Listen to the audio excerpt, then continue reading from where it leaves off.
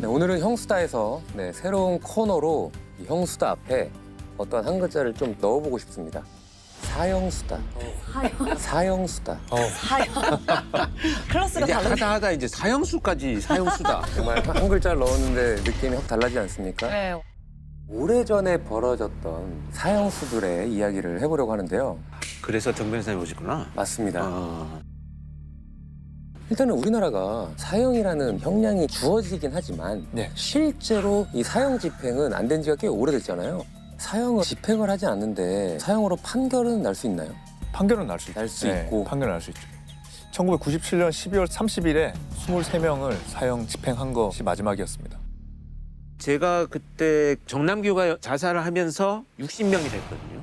제가 법무부 있을 때까지만 해도 59명이 네, 남았는데 네, 네. 얼마 전에 엊그제 2명이 더. 그렇죠. 네. 네. 국내 최고령 사형수 그 어부 연쇄살인 몸이 유명한 사건 있잖아요. 네. 87세 나이로 사망했어요. 지병으로. 그리고 지금 57명 남았죠.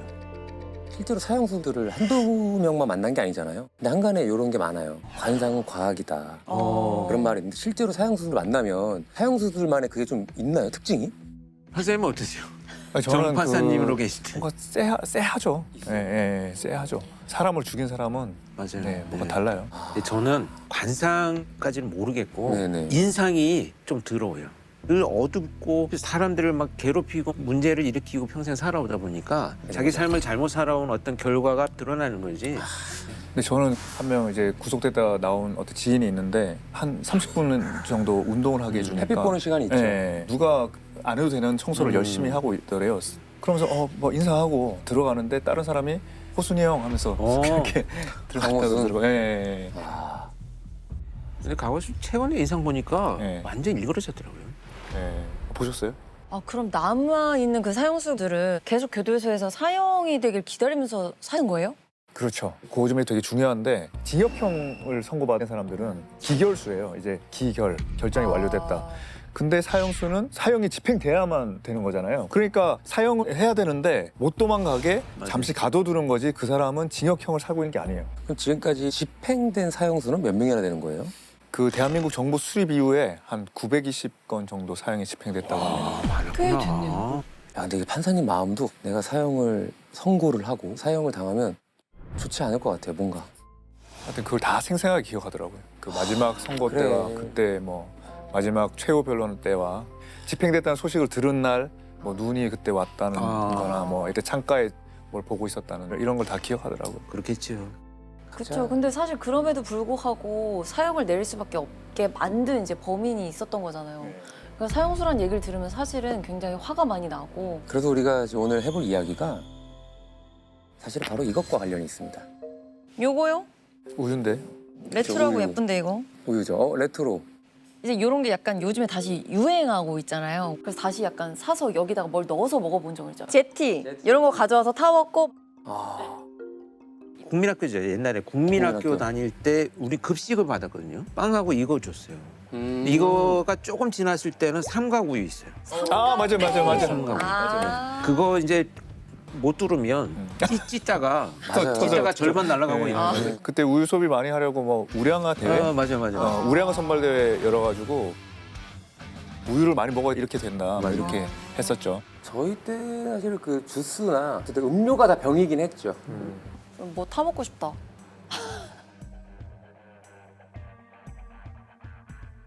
그러면 이거를 좀 보세요. 오호, 야. 네, 아유 감사합니다. 예? 와 진짜 옛날 신문이네. 제가 태어난 해예요. 그래요? 진짜요? 와 여기 광고 10만 포 아파트 그죠? 신청 금액 180만 원. 오! 신밥 아파트가 180만 원이요? 분양. 분양가가. 와. 아, 이거 부잣집 막내 아들처럼 나 돌아가면 바로 사랑을 해야겠다. 무조건. 10만 원을 무조건 사야지. 180만 원. 여기는 법률 상담 안내, 상담료 3,000원. 3,000원. 10분을 초과하는 매 10분마다 2,000원. 주차장비보다 싸네 이거. 아, 그러네. 거의 뭐 발렛비보다.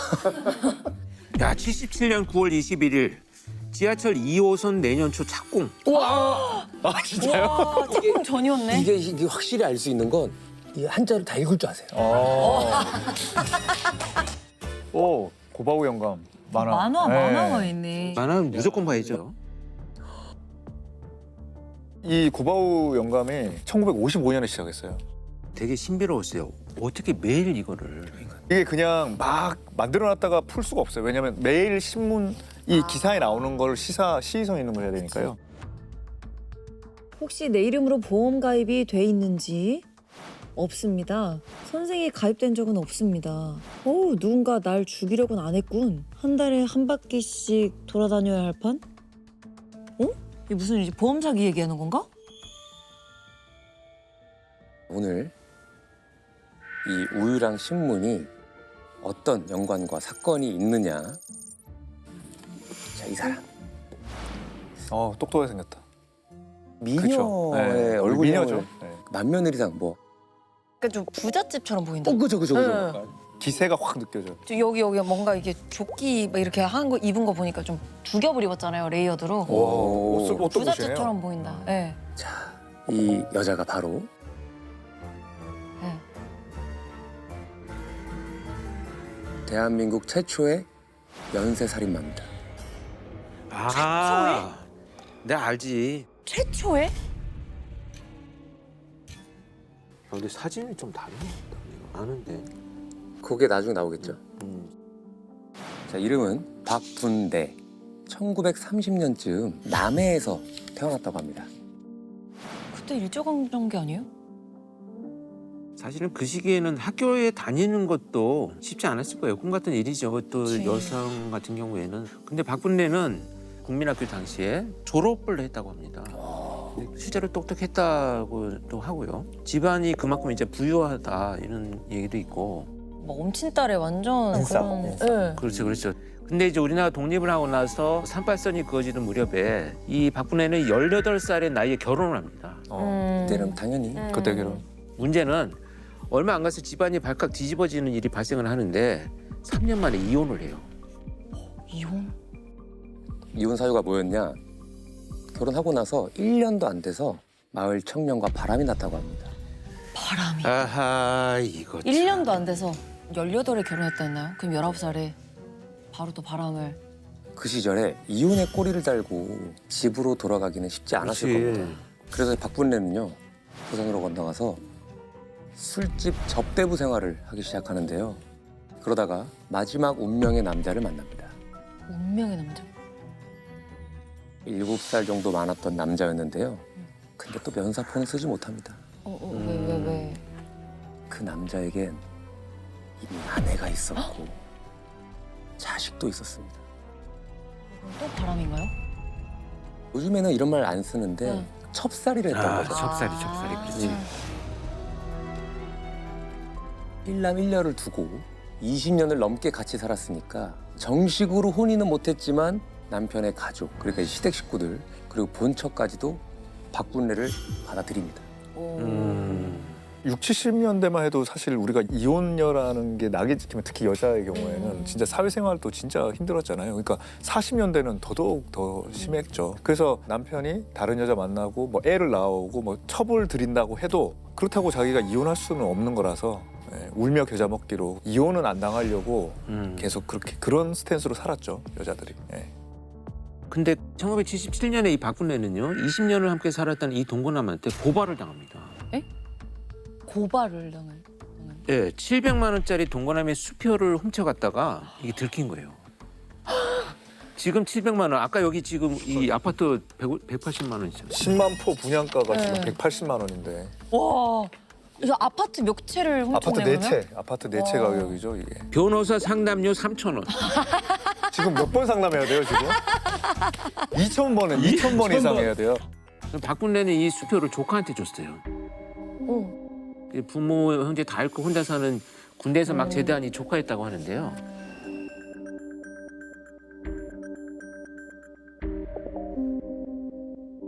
자, 근데 이게 어떻게 된 건지 그 수표를 받았던 조카가 이모를 제발 수사해달라고 검찰청과 법무부 장관에게까지 진정서를 냅니다.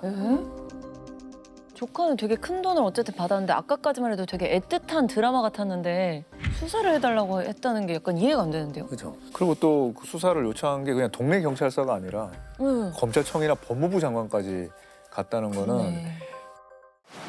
자, 그런데요. 똑같은 사람이에요? 진짜요? 뭔가 조직의 중간 이상 보스 같아요. 건물 많이 갖고 계실 것 같은 되게 자린고비 느낌의 약간 그런 느낌 좀 있어요. 나이가 좀 들어 보이는데 드라이하는 참 잘 됐다. 아, 볼륨을 되게 잘 띄우셨다.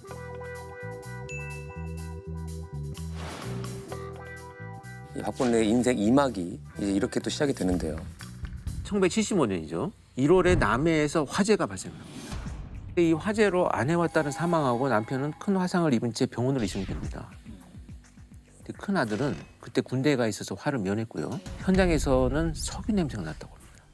그러니까 1월에 화재라면 겨울이었으니까 뭐 그 당시에 석유 쓸 일이 많았겠네요. 그 당시 겨울이면. 근데 사실 뭐 반반 정도 됐겠죠. 왜냐하면 그 당시만 해도 석유 원로보다는 연탄이 아무래도 많았을 가능성이 있으니까. 왜 불이 났는지 알고 있는 사람은 남편밖에 없겠죠.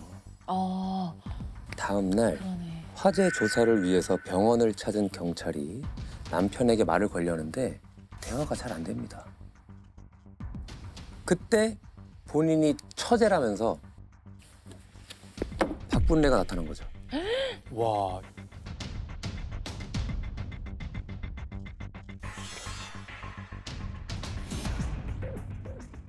전날 언니네 시아버지 제사가 있어서 그걸 도와주러 갔다가 언니네 집 가까이 사는 사촌 오빠 집에서 잤는데 화재 소식을 듣고 바로 달려온 거였습니다.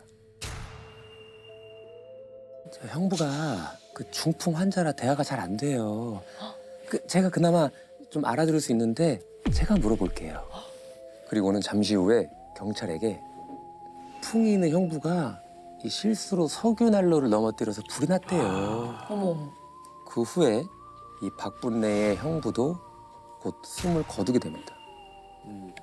아, 석유 난로가 쓰러졌으니까 석유 냄새가 났던 거군요. 네, 그런 것 같아요. 네. 하루아침에 갑자기 한 가족이 세상을 떠난 거잖아요. 뭔가 너무 비극적인 사건인 것 같은데. 조카는 사고가 난 지 4개월 후에 제대로 한 거죠.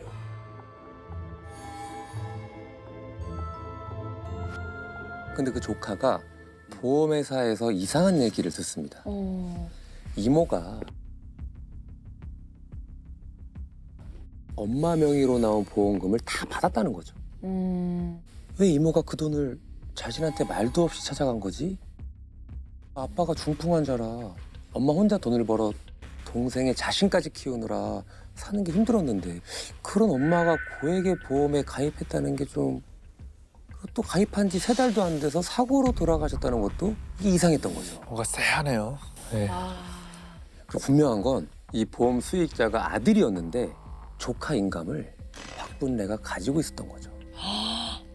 아까 읽었던 내용이 그럼 그게 맞네. 아, 누군가 날 죽이려고는 안 했구나. 한 달에 한 바퀴씩 돌아다녀야 할 판.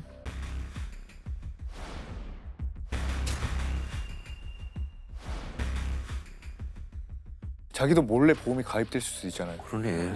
그러니까 계속 확인해서 없으면 박분혜 같은 사람이 안 죽일. 안 죽이겠죠. 또 다른 박분래가 있을까 봐. 예. 그러니까 아무리 인감이 있어도 본인이 아닌데 어떻게 그걸 받을 수가 있죠? 아, 지금 바로 조카가 바로 밖에 있는데 뭐 아. 지금 제가 급히 뭐 들어왔습니다라고 뭐 연기를 하거나 군대가 있고 하니까 뭐 빨리 지금 보험금을 받아야 된다 뭐 이렇게 속일 수 있을 가능성이 있지 않았을까요? 어쨌든 이 조카는요 이모 박분래를 찾아가서 따져 묻습니다. 우리 엄마 앞으로 나온 보험금을 왜 이모가 가져갔느냐. 박분래는 조카의 몫이라고 하면서 돈을 돌려줍니다. 350만 원을 줍니다.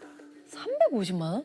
박분래가 실제로 보험회사에서 받은 금액은요 1,738만 원. 지금 반포 아파트 열채 예, 열채 금액인데요. 근데 조카가 이 사실을 알았을까요? 이모한테 돈을 더 요구를 했고요. 그때 이 동거남한테 훔친 700만 원짜리 수표를 줬던 겁니다. 박분래에게 700만 원짜리 수표를 받았던 조카는요. 은행에 가서 이 수표를 쓰려고 하다가 체포가 됩니다. 어머머머. 그 700만 원 수표. 부도 수표였던 겁니다. 아, 그렇지. 맞아요. 박분례가 수표를 훔쳤다는 사실을 안 그 동거남이 바로 은행에다가 알렸던 거죠. 아하. 이모에게 엄마 몫의 보험금을 받으려고 했을 뿐인데 이 일로 조카는 절도 혐의로 불구속 입건까지 됩니다. 자, 그런데 그 박분례랑 20년을 넘게 같이 살았던 그 동거남 있지 않습니까? 그 동거남 역시 경찰에 수사를 의뢰합니다. 또? 바로 이 우유와 관련이 있습니다. 아, 드디어 이 우유가 나오나요? 이 우유로 무슨 짓을 했을까? 1976년이죠. 동거남의 동생이 집에서 갑자기 구토와 복통 증세를 호소하다가 병원에 가게 됐습니다. 그런데 가던 도중 죽게 됩니다. 사인은 심장마비. 근데 사실은 평소에 심장 질환을 앓고 있었다고 합니다. 근데 동생이 죽고 나서 박분례가 동생의 아내를 만났다는 사실을 알게 됩니다. 동거남의 동생 앞으로 보험을 들어놨는데 400만 원 정도를 받을 수 있다고 그걸 대신 찾아주겠다며 또 인감을 가져갔다는 거예요. 어머머머. 400만 원 그거는 진짜였을까요? 그런데 어느 날 이 재수씨한테 보험회사 직원이 찾아옵니다. 보험금 잘 받았냐고 물어보는데 그 금액이 4,400만 원. 10%대 준 거야, 10%. 분명히 400만 원이라고 들었는데 4천만 원이 날아간 거죠. 둘째 형님이 가져가시고 이불 씻었나? 이런 막 별 생각이 다 들었겠죠. 근데 돌이켜보니까 남편이 갑자기 죽은 그날 오후에 둘째 형님이 사업차 좀 만나자고 했던 게 갑자기 생각이 난 겁니다. 남편이 혹시 형님을 만났다가 무슨 일이 생긴 게 아닐까? 저는 의심이 들기 시작을 한 거죠. 그래서 큰 아주버님에게 이 얘기를 하게 된 거예요. 얘기 듣고는 황당했겠네요. 죽은 동생 앞으로 나온 보험료를 재수 씨가 아닌 자신의 동거녀가 가지고 있다는 그렇죠, 얘기잖아요. 박분례의 동거남은 등골이 오싹해집니다. 왜냐면 얼마 전 박분례가 자신과 자신의 본처 앞으로 몰래 보험을 들어놨던 거를 알게 됩니다. 다음 타겟인 거죠. 와. 보험회사는 실제 수령자인 아내에게 보험금을 돌려줍니다. 그런데 이 박분례는 억울했던 모양이에요. 그간 보험료를 냈던 건 나니까 그 돈을 돌려달라고 동서에게 요구를 하는 겁니다. 그래서 돌려받습니다. 어머머머머. 자, 이 과정에서 보험회사는 박분례에게 의문을 가지게 됩니다. 그치. 그럴 수밖에 없지. 아니, 왜 실제 수령자가 돈을 못 받았을까? 그래서 보험회사는 경찰에게 이 사건을 재조사해달라고 요청을 합니다. 그런데 이 이야기를 들은 박분례는요 펄펄 뜁니다. 심지어 보험회사를 명예훼손으로 고소를 합니다. 괜히 사람을 의심해갖고 자기가 사람을 정말 마치 일부러 죽인 것처럼 동네에 소문이 났다. 이렇게 해서 이제 고소를 하게 되는데 놀랍게도 이 소송에서 박분례가 이깁니다. 어떻게 그럴 수가 있죠? 그래서 위자료 80만 원. 야, 근데 지금 또 저런 류의 명예훼손 쉽지 않거든요. 저렇게 그렇죠. 배상받는 거는. 근데 진짜 저 시대에 와. 대단한 거예요. 그러니까 얼굴이 벌써 표독스럽게 변했어. 그니까. 욕심 많게 또 갑자기 보이죠? 박분례의 인생 산막. 어머, 야, 아, 같은 사람 맞아요? 와. 봐 얼굴이 이렇게 범죄 저지르면 이렇게 된다니까. 말이 됩니까? 이 사람이 이렇게 인생 산막을 맞이하게 되는데요. 조카는 가족들이 숨지게 되는 이 화재 사고에 대해서, 그리고 동거남은 남동생의 사망에 대해서 재수사를 요청하게 된 거죠. 그래서 이 수사를 담당했던 건 이제 경남도청이죠. 지금의 이제 경남경찰청. 이 경찰은 석유의 출처를 찾다가 이런 증언을 듣게 되는데요. 화재가 나던 날 이 박분례가 사촌 오빠의 집에서 잤다고 했잖아요. 본인 진술이. 그런데 불은 새벽 1시 30분경 났는데 사촌 오빠의 아내에게 석유 5대를 사다 달라는 부탁을 했다는 거예요. 혹시 경찰이 몇 시에 왔냐고 묻거든 3시간 전인 밤 10시 반에 들어왔다.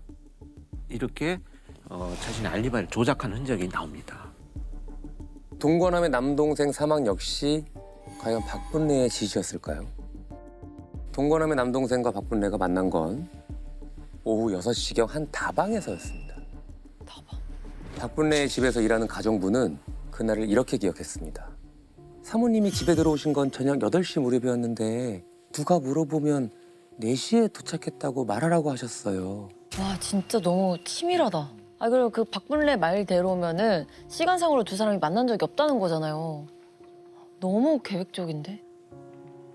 그래서 경찰은 앞선 증거들을 가지고 박분례를 추궁하기 시작합니다. 동거남의 동생을 만났던 그 다방. 그날 동거남의 동생은 바로 이 우유를 주문했습니다. 박분례는 동거남의 동생에게 신문을 가져다 달라고 했습니다. 신문을 가지러 간 사이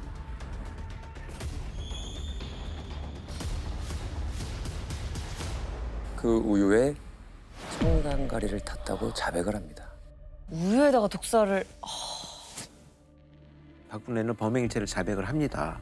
이 언니 시아버지의 제사가 있던 날 모두가 잠든 새벽 1시 30분 무렵에 석유를 언니 가족이 잠들어 있는 방에 뿌리고 불을 질렀던 겁니다. 어떻게 그럴 수가 있어? 그리고는 사촌 오빠 집으로 갔던 거죠. 불에 막 이렇게 타고 있는 언니의 집을 보면서 과연 이 박분례는 무슨 생각을 했을까요? 아니 10대 때 그렇게 잘 배우고 부잣집에서 귀하게 자란 것 같은 부러움을 사서 자란 사람이 왜 그 지경이 됐을까? 학교에서 배운 걸 가지고 왜 그렇게 써먹었을까? 남이 아니잖아요 지금. 그러니까 가족을... 자, 박분례. 어떻게 됐을까요? 이렇게 박분례의 인생 사막으로 들어서기 시작합니다. 사막? 오, 아... 끝났어 인생. 아... 종쳤네, 종. 심지어 이거 옆모습이야, 옆모습. 앞모습도 보여줄 수가 없어, 지금. 근데 뭔가 시선이 네. 이렇게 옆으로 탁 옆으로, 내려보는 게 정말 살기가 보여요. 여기 사용번호 있는 거죠, 지금? 제수번호가 있는 거죠. 1977년 박분례는 검거된 후 어떤 모습이었을까요?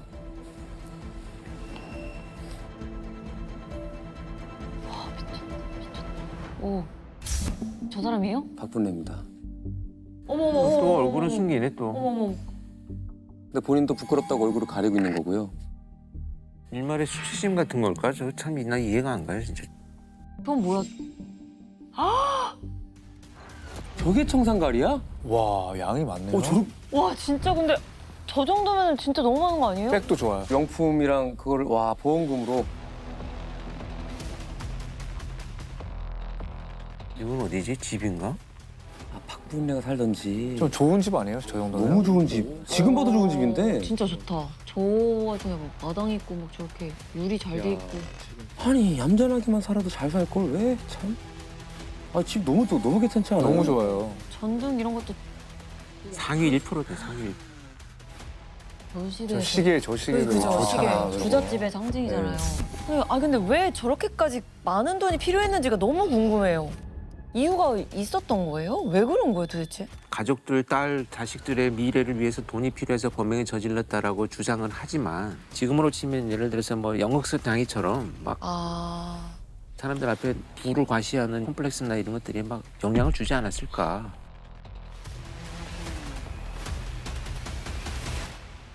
그래서 박분례는 언니 집에 불을 내기 2달 전에요. 언니 명의로 벌써 4개의 보험에 가입을 합니다. 그리고 동거남의 동생한테 이 극약을 먹이기 7개월 전에도 박분례는 동거남의 동생 앞으로 5개의 보험을 몰래 가입하고요. 애초에 사망 보험금을 탈 목적으로 가입을 하고 가족을 그랬다는 게 이게 또 보험을 대신 들어주려면 남이면 들어주기 어렵잖아요. 그러니까 가족 대신 들어주고 가족을 죽이려고 아. 하는 것 같아요. 이게 갈수록 진화하고 더 치밀해지고 금액도 높아지고 과감해진다. 그게 이제 최근에 여러분들 알고 계시는데 엄연히 사건이라고 해서 보험 때문에 일가족이 전부 장애를 입었잖아요.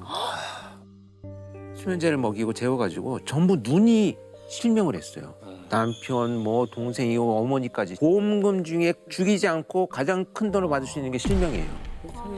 죽는 거랑 뭐가 달라요? 눈을 가져가는데. 그래요. 근데 그 사람들은 이제 수면제를 먹고 자다가 모르는 거야. 어떤 일이 일어나는지를. 장애를 만들어 놓고 엄니는 데리고 다니면서 자기가 치료해주고 하니까 고마운 사람이 된 거라는 거죠. 맞아, 본인은 그렇게. 그렇죠. 그 사건하고 이제 굉장히 닮아 있는 사건. 닮았네요. 아까 고바우 영감 그 이야기도 이제 확 다가오네요. 저게 그래서 진짜. 근데 나온 진짜 사회 충격이 컸겠어요. 그렇죠. 그때 불신이 이제 막 생겨나는 거죠. 불신이. 근데 저는 사망보험을 노린 그 범죄가 비교적 최근에 생긴 줄 알았는데 이렇게 77년도부터 있었는 줄을 진짜 꿈에도 상상 못했어요. 그렇죠. 그런데 이후에 한 달 정도 지난 시점에 이런 기사가 하나 나는데요. 또 무슨 기사가 났어요? 읽어주시면 좋겠습니다. 친구 한 명도 독살. 보험금을 타기 위해 친척 등 4명을 살해한 박분래 여인은 이 밖에도 친지 한 명을 같은 목적으로 살해했음이 밝혀졌다. 74년 7월 12일 평소 잘 아는 최무순 씨를 자기 집에서 독살한 후 보험금 400만 원 중 40만 원을 타먹었다는 것이다. 경찰은 박 여인의 시아버지 독살 여부도 계속 추궁하고 있는데 이 사실이 확인되면 피살자는 모두 6명에 이른다. 미쳤나 봐. 저게 다가 아니었다고요.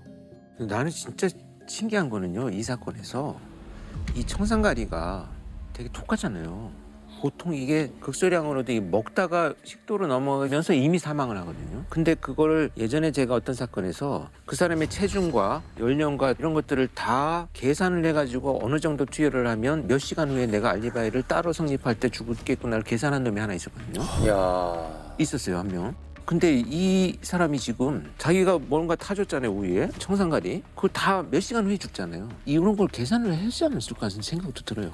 그렇겠네요. 그렇지 않고는 역해가지고 막. 예. 그 자리에서 다 뱉어버린. 이렇게 되면 피해자가 총 6명? 아니, 근데 동거남의 아버지에 대한 건은 최종 무혐의 처분을 받았습니다. 당시 이제 부검이 좀 어려웠던 것 같아요. 저는 사실은 더 있을 수도 있다라고 생각을 합니다. 이미 밝혀진 것만으로도 사형은 뭐 무난하다고 봐서 재판 결과는 사형, 그리고 사형 선고를 받은 지 5년째인 1983년 부산구치소에서 형장의 이슬로 사라지게 됩니다. 여기까지가 대한민국 최초의 보험살인마이자 연쇄살인마 박분래의 이야기였습니다. 신문이요. 깜짝이야. 신문이요. 신문이요. 예, 신문이요. 예, 신문인데. 신문 매달 되게 어울린다. 아, 네, 야, 신문이요. 이게 뭐야? 이게 와 언제적 신문이야? 1979년 중학교 다니고 있어요. 4살 때구나. 야 대박이네. 카터 방한. 여기 보면 카터 대통령의 방안으로 6월 29일부터 7월 1일까지 호텔 신라가 붐빌 것 같습니다. 손님 여러분의 이해 있으시길 바랍니다. 써놨어요. 그때도 신라 호텔이 있었구나. 그렇죠. 국민교 어린이 숙제가 너무 많다. 아 애들은 이때도 힘들었네. 저도 입학할 때 국민학교였어요. 맞아. 그때는 국민학교라고 불렀죠. 동아전과 알아요? 동아전과? 알죠. 그걸로 공부했죠. 동아전과 아니면 표준전과 양대 산맥이죠. 후니 자동차. 예? 89년도에 제가 경찰 됐잖아요. 네. 포니2 타고 출퇴근하는 사람 내가 카풀했었어. 진짜로. 같이 타면서 일하신 거네요. 좋은 차 타셨네. 한겨울에 거기 종로사가에서 히터를 틀잖아요. 예. 한 20분 정도 지나서 동대문쯤 오면 이제 따뜻해져. 그렇게 히터가 안 데워져요? 그래도 그 정도면 빠른 거예요. 근데 제가 이게 사형수다를 유튜브로 보거든요. 네네. 그러면 고바우 영감 그 4컷 만화 있잖아요. 아, 이제 그렇지, 그렇지. 맞아요. 거기에 힌트가 좀 있던데 이번에도 있는지 한번. 여기 있다. 제가 읽을 수 있는 거는 금당. 한문으로 써 있어요. 백금당, 보석당 보석당, 가게인가 봐요. 금은방 같은 데인가 보네. 저 이름 때문에 노렸나?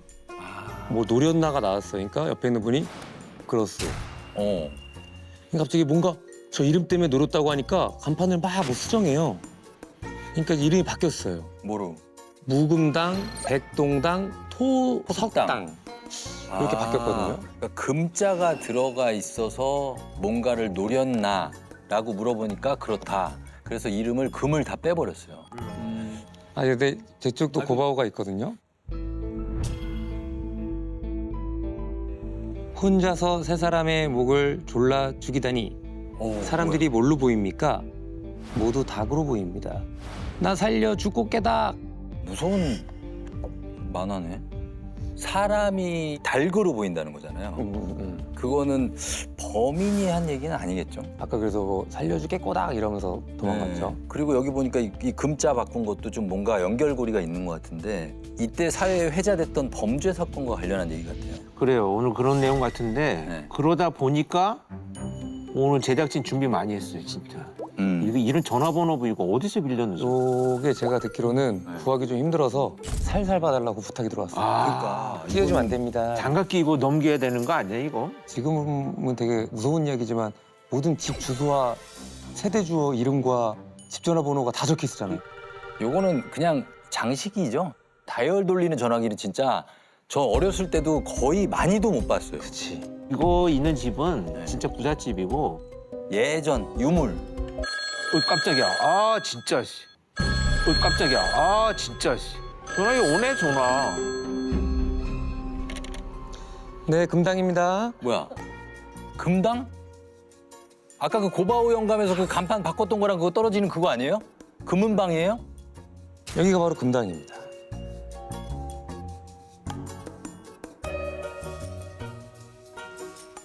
금당. 아, 이게 뭐지? 완전 예전 흑백 사진인데 보니까 골드하우스라고 적혀 있어요. 목서, 불화, 고급 표구 뭐 이런 거 보니까 이게 금은방이 아니고 각종 이런 좀 돈 되는 거 좀 파는 데 아니에요? 1979년에 서울 종로 인사동에 위치한 골동품점입니다. 골동품. 형제가 운영하던 곳이었고요. 형이 회장, 동생이 사장이었는데 이 규모가 어느 정도였냐면요. 120평의 3층짜리 건물로요. 그 안에 종업원만 11명이었고요.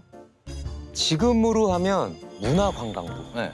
당시에는 문화공보부라고 그렇죠. 했는데요. 문공부. 그 여기서 모범업체로 지정한 곳이었고 미 대사관에서 수십 점의 민화를 사간 걸로도 아주 유명한 곳이었습니다. 아, 유명한 곳이구나. 보유하고 있는 골동품 가격만요. 대략 1억 5천만 원. 그러면은 여기에는 금은방보다도 더 비싼 것들이 많겠네요. 그렇죠. 비가 추적추적 내리던 6월 19일 오후 금당입니다.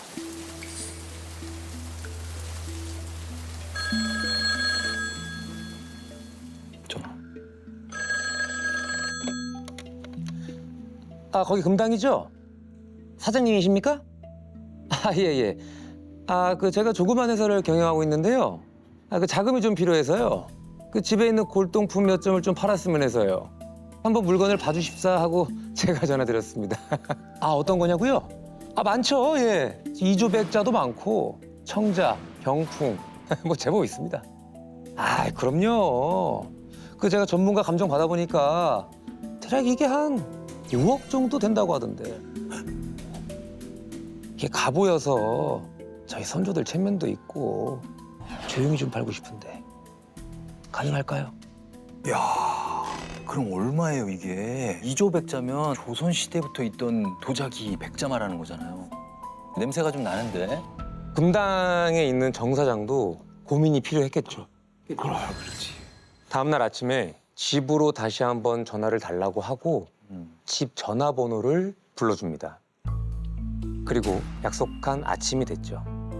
아, 사장님, 어제 이조백자로 전화했던 사람인데요. 아, 근데 우리 서로 얼굴을 모르잖아요. 그래서 말인데 그 세종문화회관 뒤에 있는 문화다방, 그 문화다방 카운터 앞 첫 테이블에 제가 앉아 있을게요.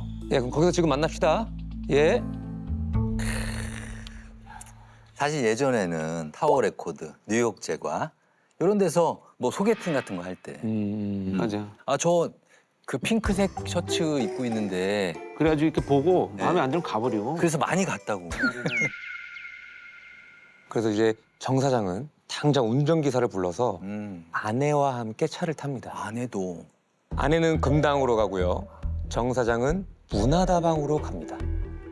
자네가 도착하고 3시간쯤 뒤 금당으로 전화가 오는데요. 정 사장의 형수, 회장의 아내가 전화를 받았는데 거래가 성사됐는지 윗사람한테 500만 원을 준비해서 기다리고 있으라고 전해달라고 합니다. 당시 500만 원이 정말 큰 돈이죠. 바로 준비하긴 쉽지 않은. 그래서 형수가 340만 원, 아내가 160만 원을 마련해서 정 사장이 얘기한 대로 돈을 준비해 놓습니다. 그리고 나서 2시간 뒤에 남편인 정 사장이 다시 금당에 전화를 합니다.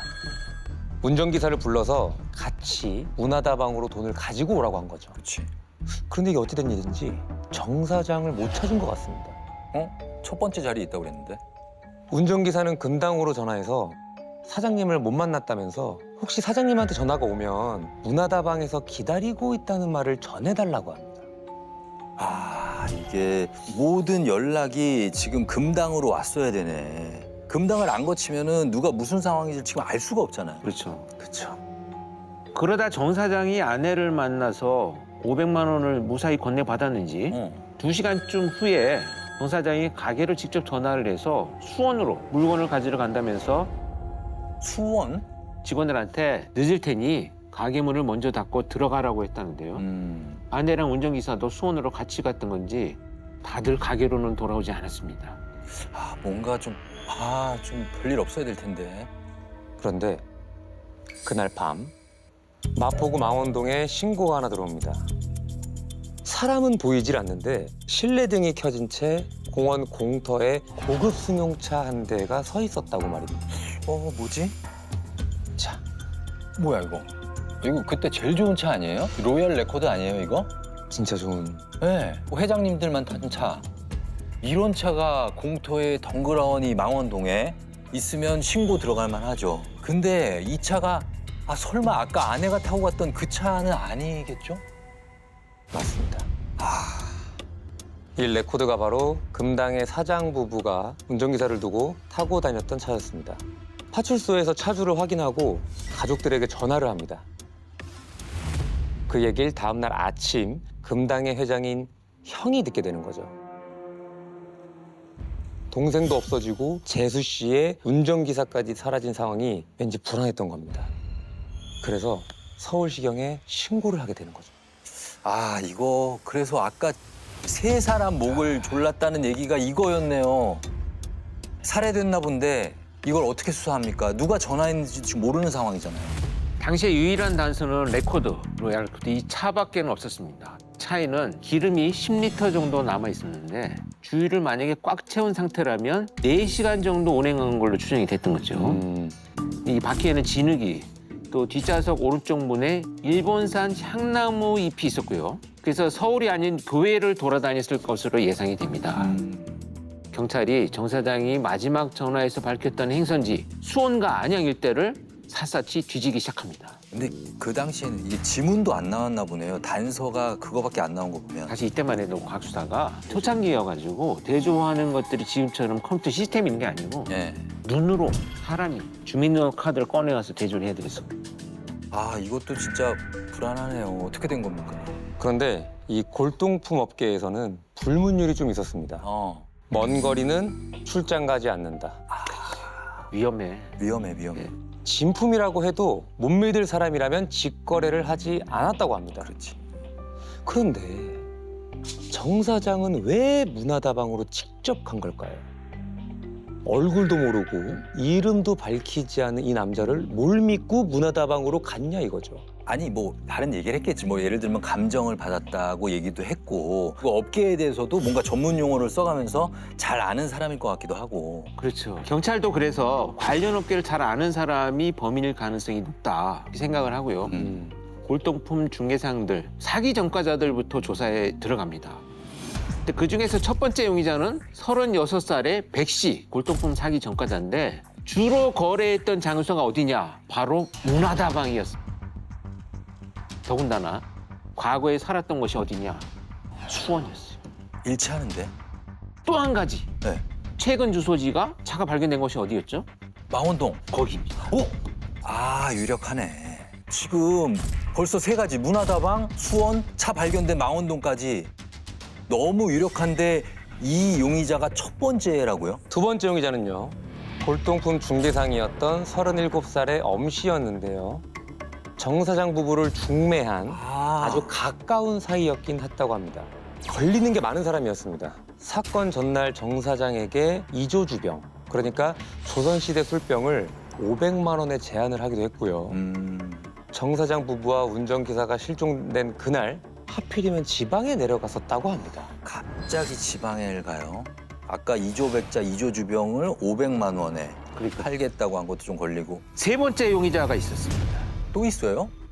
43살의 안 씨인데요. 한때 정 사장의 운전기사였습니다. 아, 이것도 근데 문제는 뭔가가 있다. 공갈로 전과만 11범이었어요. 아, 11번. 공갈이 뭐냐면 갈취하는 거잖아요. 속이는 거 아니에요? 속이는 것은 단순 사기로 본다면 네. 공갈은 위협적이에요. 협박과 아주 다 있는. 아, 그래요? 정 사장한테 전세방을 얻으려고 한다면서 100만 원씩 두세 차례나 빌리고 결국 못 갚아가지고 해고를 당합니다. 이 정 사장과 돈 문제가 얽혀 있었던 사람이죠. 게다가 실종 5일 전에 인사동에서 안 씨가 갑자기 나타나서 어슬렁거렸던 걸 본 목격자가 있었습니다. 해고당한 게 억울해서 앙심을 품고 그걸 복수하려고 그랬을 수도 있는데 근데 아내하고 운전기사까지 있단 말이죠. 그렇죠. 그거는 좀 이해가 안 됩니다. 그런데 비가 주룩주룩 내리던 그날 정 사장이 누군가로부터 이조백자 때문에 처음 전화를 받았던 그날 강남구 압구정에서 비슷한 사건이 발생합니다. 압구정? 이거 몽타주 아니에요? 범인 같지는 않고 왠지 좀 얼굴 자체가 그냥 소심할 것 같기도 하고 동네에서 흔히 보는 그냥 뭐 가게집 아저씨 같기도 하고 근데 저 시절에 어떻게 몽타주를 누가 그렸을까 저걸? 잘 그리지 않았어요? 지금은 몽타주 이렇게 시스템으로 그리잖아요. 다 사람이 그렸어요. 요즘으로 따지면 V라인이죠. 톡이 아주 예리해요. 압구정 현대아파트 단지에서 골동품점을 운영하고 있는 사장에게 이조백자를 500만 원에 사겠다며 인근 다방으로 불러내는데요. 백자를 직접 살 사람에게 보여주고 돈을 받아오겠다면서 백자를 들고 그대로 튑니다. 아하. 사장이 본 얼굴로 몽타주를 그린 거고요. 조선 백자가 당시에 500만 원 정도 다들 500이에요. 그렇죠. 자, 그렇다면 이 사람은 좀 어때요? 좀 닮았나요? 닮았어. 왜냐면 두상이 너무 비슷하잖아요. 아닌가? 이 사람은 약간 사기꾼 냄새가 좀 나 보여요. 아니면은 세 사람이나 실종됐으니까 두 사람이 공범일 수 있는 거죠. 이 사람은요, 실종 5일 전 금당으로 찾아와서 정 사장을 만난 남자입니다. 30대 중반으로요. 자신을 국가 공무원이라고 했다는데 정 사장이 무릎을 꿇고 내가 어떻게 그럴 수 있겠냐 이런 말을 이 남자한테 하는 거를 누군가 목격한 사람이 있었던 겁니다. 다음 날 술까지 대접하는 걸 본 사람이 있었습니다. 아, 근데 왜 국가 공무원한테 왜 정 사장이 무릎을 꿇었을까요? 뭔가 알 수 없는 협박을 당한 것 같기도 한데 이 사람은 어때 보이나요? 두 번째 사람하고는 여러 가지 면에서 닮았어요. 헤어스타일이 너무 달라서 그렇지 형제라고 봐도 믿을 수 있을 정도. 이 남자는요, 망원동에 살고 있던 한 여고생의 진술대로 그려진 몽타주인데요. 정 사장의 레코드차가 발견됐던 그날 차에서 어떤 남자가 내리면서 차 안에 있던 또 다른 사람에게 누구야? 갑자기야. 라고 소리를 쳤는데 운전대를 잡고 있던 사람이 이 사람이라는 거죠. 아, 운전기사. 근데 누구지? 지금 두 번째, 세 번째는 너무 닮아서 같은 사람 아니면 형제 같은데 지금 용의자만 몇 명이에요? 지금 6명. 여기 또 있는 건 아니죠? 정 사장 주변 인물 1970명, 동일수법 전과자 249명, 공갈배 465명, 기소 중지자 19명, 총 2,812명이 수사 대상이었습니다. 예? 이뿐만이 아니고요. 정 사장이 평소 차고 다니던 구형 롤렉스 시계, 금반지, 아내 손목 시계, 목걸이, 골동품인 칠보 반지까지 범인이 작물로 넘겼을 것을 추정을 하니 경찰이요. 전국 전당포에 물품표를 뿌리기까지 합니다. 이 물품표 뭐냐면요. 네, 물품표 뭐예요? 작물 수사하려고 경찰이 동일한 작물들을 다 사진 찍어갖고 전당포에 수배 전단으로 뿌려요. 그렇게 많은 규모의 사람들을 그렇게까지 수사를 했다고요? 그런데 그렇게 석 달이라는 시간이 흘러갑니다. 정 사장의 형이 현상금으로 무려 1,000만 원을 내걸었습니다. 와, 많이 걸었네. 그래서 그런지는 모르겠지만 엉뚱한 제보가 마구 쏟아집니다. 도대체 지금 이 사라진 세 사람을 누가 어떻게 한 걸까요? 그런데요, 그 많은 제보 중에 아주 구린 냄새가 풀풀 나는 제보가 하나 들어옵니다. 제보자는 아버지였고요. 딸의 동거남이 뭔가 수상하고 미심쩍다며 수사팀에 전화를 해오는데요. 아하. 국가공무원이 돈을 아주 펑펑 쓰고 다닌다고 했던 겁니다. 국가공무원? 아까 그 사장 무릎 꿇린 그 남자. 맞습니다. 네. 근데 이상한 건 제보자에게 인적 사항을 받아서 이 동거남을 파보니까 사기와 공갈로 전과 오범이었습니다. 와. 그리고 1년 전 출소했던 게 확인이 됐는데요. 국가 공무원일 리도 없고 그렇죠. 돈의 출처도 불분명한 사람이었던 거죠. 더 놀라운 건 이 동거남의 주소지가 바로 어디요? 성산동. 성산동? 바로 옆이네. 차 발견된 게 망원동. 하루 옆이 성산동. 수사팀이 이 남자 집부터 찾아가 봤겠죠. 마당에 있는 2층짜리 양옥집이었습니다. 근데 1년 전에 출소를 했고 지금은 직업도 분명치 않은 사람인데 그런 집에 어떻게 삽니까? 그러니까. 또 사기를 쳤을 수도 있죠. 근데 이 남자가 범인이라는 증거는 또 없는 거잖아요. 그렇죠. 현재는 없죠. 그런데 그 제보, 은퇴까지 딱 1년 남은 베테랑 형사의 귀에 들어갑니다. 이분들은 딱 봐도 그냥 형사, 그렇죠? 여기, 그래서 이분은 형수다에서 봤는데 그 괴담 말아주시는 분 아니에요? 그 퇴직이 1년 남았으면은 그러면 나이는 안 맞는데 나이가 안 맞죠. 어떻게 된 거죠? 그분인데? 그분은 저하고 동기예요. 그러니까 여기 지금 있으면 안 돼요. 안 되죠. 시간이 안 맞는데 어떻게 된 거죠? 박윤석 형사의 아버님. 아버님도 형사셨구나. 누가 봐도 이 5분은 네. 형사 이렇게 딱 써 있잖아요. 진짜로 딱 포스가 만만치가 않은데 근데 이분은 이분 강 형사님 아버님 귀에 그 제보가 들어갔다면 그거는 곧 잡힐 수 있겠네요. 그렇죠. 강 형사님 팀은요, 국가공무원을 사칭한 그 남자 집 근처에서 잠복에 들어갑니다. 잠복 근무. 청소부, 우체부, 전화 수리공, 풀빵 장수로 매일 변신해서 주변을 탐문하기도 했는데요.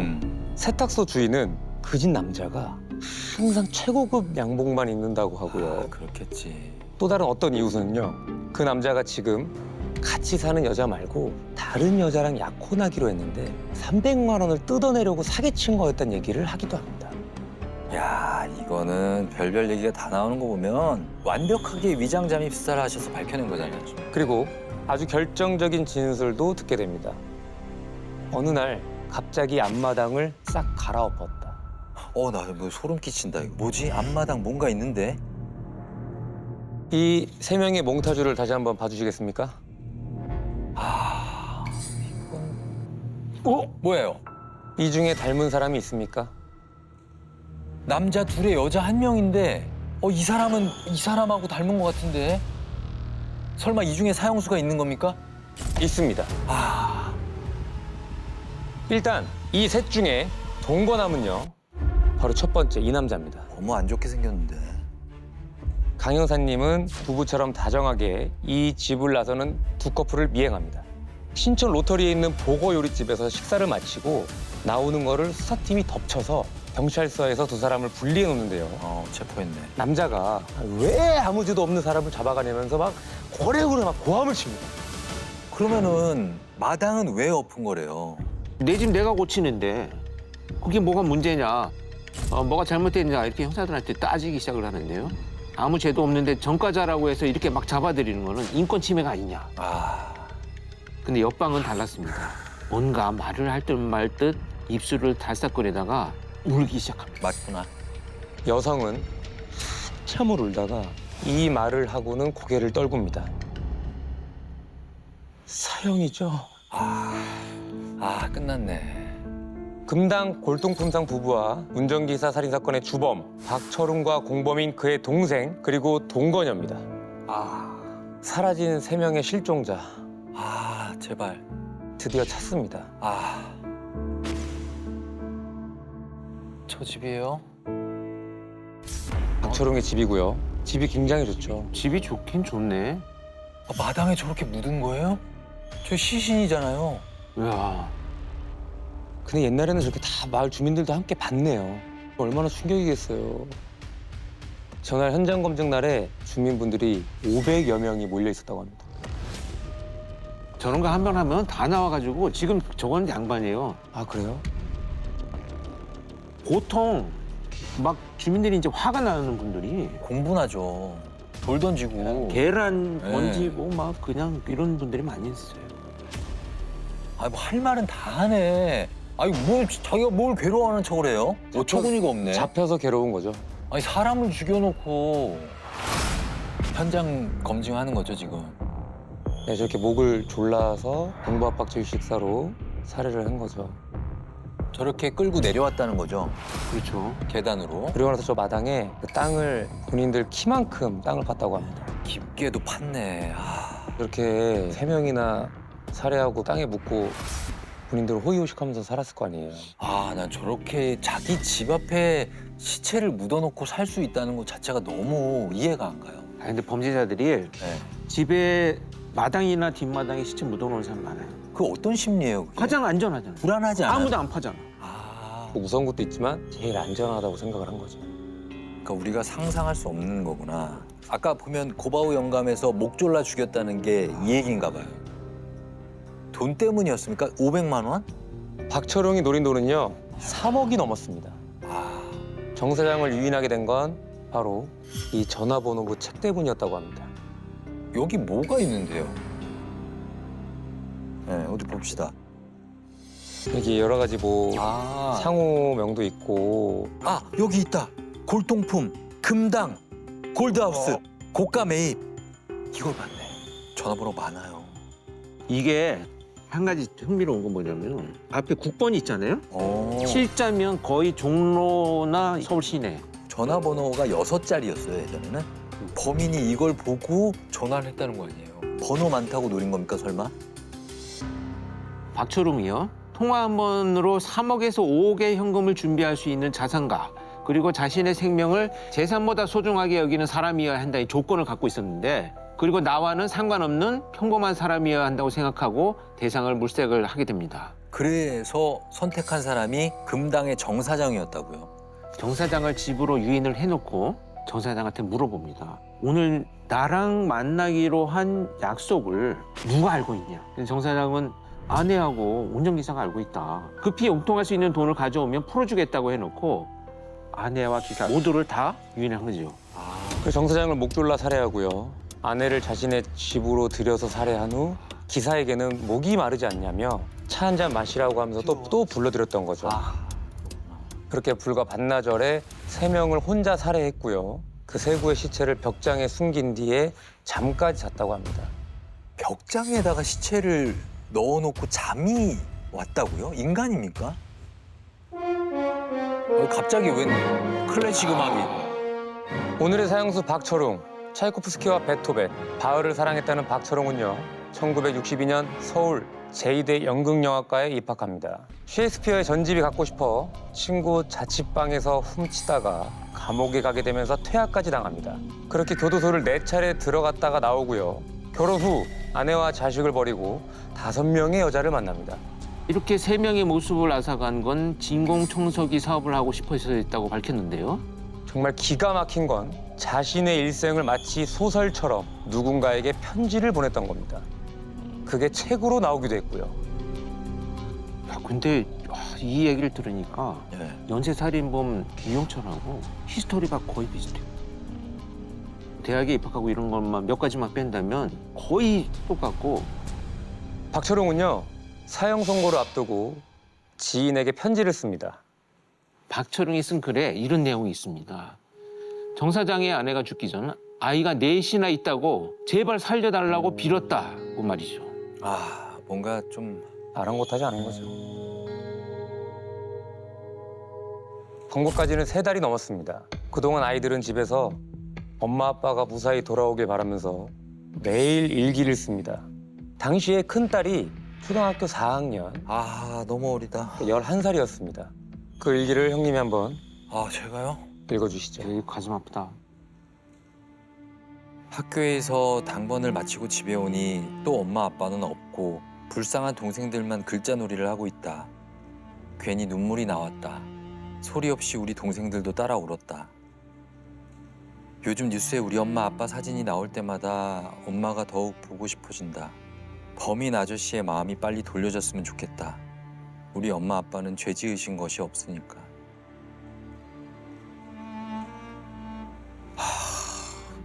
그러니까 이 범죄는 가해자, 피해자, 당사자들의 문제가 아니에요. 온 가족의 문제고 정말. 넓게는 지역 모든 사회의 문제예요, 이건. 이 아들이 무슨 죄가 있습니까? 이렇게 박철웅은 사형, 그리고 안매장을 도왔던 남동생은 무기징역, 동건현은 징역 3년의 죄값을 받습니다. 낙엽 속에서, 저 맑은 하늘 속에서 바람은 얼마나 쓸쓸해하며 나를 기다리고 있었을까요? 누님, 이제는 두 번 다시 저는 바람을 배신치 못하게 된 것이 저의 한없는 참된 기쁨이 됩니다. 언젠가 누님께서 제가 갔다는 소식을 전해 들으시거든 슬퍼하지 말아주세요.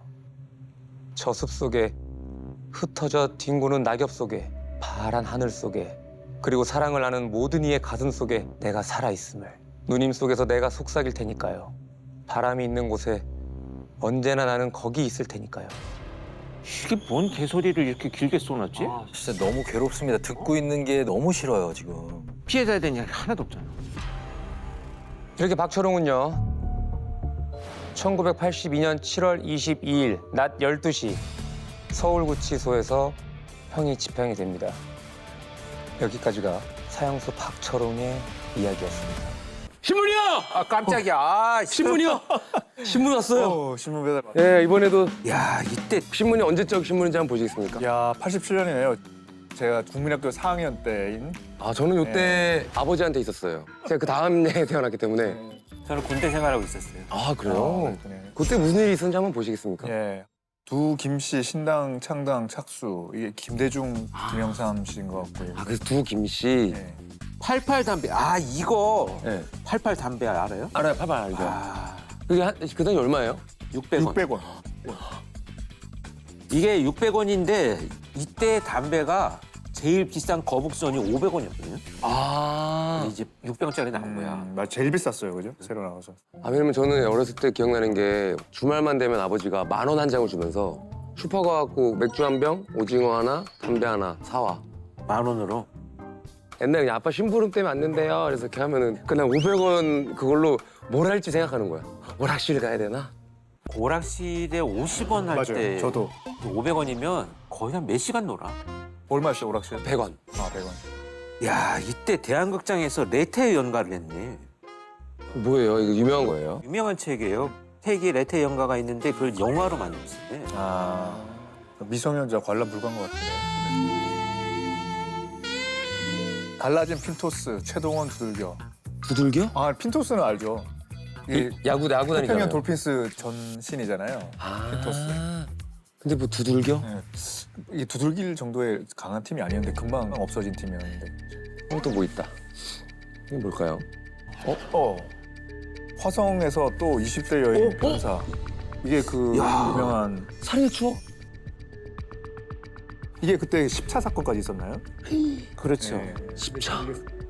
화성 이때가 뭐냐면 87년이잖아요. 네. 예. 이춘재 사건에 3차 사건 발생했을 무렵이에요. 아, 이때가.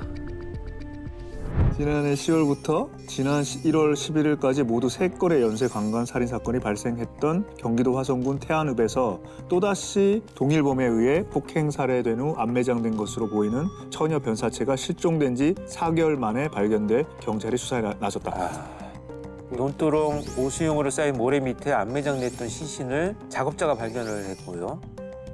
피해자는 20대 주부였는데 야근하던 남편하고 제과점에서 저녁을 먹고 귀가하던 중에 실종됐다가 이 4개월 뒤에 이제 발견이 된 거잖아요. 이때는 DNA 판독 기술이 없었고 혈액형 판독도 못했어요. 내가 그래서 군대 가서 내가 혈액형 바뀐 사람이라니까요, 내가. 그래서 내가 군대 있었다 그랬잖아요, 87년에. 예. A형으로 살았어, 내가. 군대 있을 때까지. 군대 가기 전까지. 군대 가니까 B형이라는 거예요. 헌혈 당연히 군대 가면 하잖아, 정보 네. 피 뽑잖아. 그러다 알게 된 거예요? 인식표 만들려고. 피를 뽑았더니 그 B형이 맞은 거야. 근데 저는 B형인데 아버지는 A형이라고 우기시고 어머니는 지금 O형이신데 나올 수가 없잖아요. 그러죠. 나중에 이제 연세 드시고 병원 가서 B형이라고 정정을 하는데 그래요? 그 전에 자기는 A형으로 판정을 받았었대요. 옛날에 그런 거. 그 옛날에는 국과수에서도 그 혈액형 못 맞췄어요. 그래서 사실 이춘재를 진즉 잡을 수도 있었는데 그 혈액형 때문에 이춘재를 다 빼서 맞아. 못 잡았었죠. 근데 이제 그 이후에 혈액형뿐만 아니라 이제 우리가 DNA 감시까지 다 다 하게 되면서 근데 잘 그걸 보관해 놨던 것 같아요. 채집을 잘해가지고 근데 나중에 춘재인 거를 DNA를 보관한 게 아니고 피해자가 입고 있던 옷을 증거물로 그대로 놓아두는 거예요. 거기서 나온 거기서 거예요? 나온 거예요. 근데 오늘 사형수가 이춘재 사건 때 범행을 저지르던 그런 범인이라는 거잖아요. 맞습니다. 오늘의 사형수입니다. 어떻습니까? 좀 뭔가 성격 있을 것 같아요. 딱. 뭔가 좀뭐 자다 일어난 것처럼 부시시한 느낌도 있고요. 근데 전반적으로 봤을 때는 폭력 조직에 있는 범죄자 유형의 외형을 갖고 있지 않나. 그 말인즉슨 좀 인상이 좋진 않다. 87년 연쇄살인마의 광기가 조용한 시골 마을을 집어삼키고 있었습니다. 아니 이춘재가 아니라 이 남자가 연쇄살인범이었다는 건가요? 그렇죠. 화성은 아닐 거고 아니죠. 그럼 어느 지역이죠? 네, 바로 여기입니다. 여기가 어디죠? 바로 여기가 충청남도 공주입니다. 좀 백제 수도이고 뭐 우리 저 수학여행도 많이 가던 그런 곳인데요. 저는 실제로 그 본 적이 충남 부여인데 아 그러세요? 네, 웬만한 저희 친척분들은 결혼을 다 공주에서 어. 어릴 때 박준원 선수 진짜 봤죠. 어. 네. 공주는 저도 아는 분이 계신데 매년 추석에 공주 밥 막걸리를 보내주시는데 진짜 맛있어요. 공주밥 맛이죠. 또 대표적인 게 계룡산 아니겠습니까? 예. 계룡산. 굉장히 그 산 자체의 기운이 영험하기로 소문이 자자하다고 합니다. 맞아요. 그 옛부터 척 보면 척하고 점괘를 맞춘다는 그 무당들이 그렇게 찾았던 곳이 계룡산이라고 해요. 근데 도사도 웬만하면 계룡산 맞아요. 계룡산 도사. 계룡산 도사. 맞아요. 옛날에 많이 있죠. 네. 그래서 그 87년 청보 핀토스가 전년도 꼴찌에서 두 번째라는 굴욕을 씻기 위해서 한겨울 추울 때 계룡산에서 극기 훈련에 들어갑니다. 달라진 청보 핀토스가 최동원 선수를 두들겼다고 기사가 났군요. 네, 맞아요. 그때입니다. 아니 근데 결국은 청보 핀토스가 그 해에도 성적이 안 좋아가지고 해체 수순을 밟고 태평양 돌핀스가 돼버렸습니다. 맞아요. 청보 핀토스야 뭐 아쉽게 됐지만 실제 계룡산이 영험하다는 이야기는 네. 계속 많이 나왔잖아요. 절도 많고. 그래서 이 전국에서 소원하는 걸 이루고자 이 계룡산에 불공을 들이러 오는 사람들의 발길이 끊이질 않았는데요. 특히 대전에서 공주로 들어오는 길목 마티고개를 넘어왔다고 합니다. 이 마티고개. 근데 이제 고개라 그러면은 숨이 꼴딱꼴딱 넘어가고 막 그런 곳인 것 같은데. 헐떡고개라고 많이 네. 했죠. 여기도 마티고개도 그런 데인가? 그렇습니다. 말이 있는 고개라고 불리어서 어. 그냥 마티고개라고 불렸다고 아. 하는데요. 이 마티고개에서는요, 구전이라 그러죠. 입에서 입으로 전해오던 전설이 있었습니다. 마암리라는 작은 마을에 가난 때문에 혼인도 하지 못하고 나이 드신 아버지를 홀로 극진히 모시고 사는 효자가 살고 있었다고 합니다. 아버지가 드시고 싶다고 하면은 뭐든지 뚝딱 구해오던 아들에게 어느 겨울날 아주 귀한 거를 맛보고 싶다고 말을 한 거예요. 바로 소의 간을 먹고 싶다고 한 거죠. 소의 간요. 그 옛날에 소라는 건 엄청난 재산인데 소의 그냥 다리살도 아니고 뱃살도 아니고 간이라는 건 엄청 귀했을 것 같은데요. 그렇죠. 그 말을 들은 아들은 어떡합니까? 한 겨울날 손발이 땡땡 얼어가면서 나무를 베어다가 장작을 내다 팝니다. 그렇게 한 푼 한 푼 모아서 드디어 소의 이 간을 구할 만큼의 돈을 딱 모았는데 그만 아들이 병을 얻고 마는 거예요. 그래서 병석에 누워서도 이 아들은 소원이 단 하나라고 얘기하는 거예요. 아버지에게 이 귀한 소 간을 상에 올려드리는 게 소원이다. 그러니까 어느 날 꿈을 하나 꾼 거예요.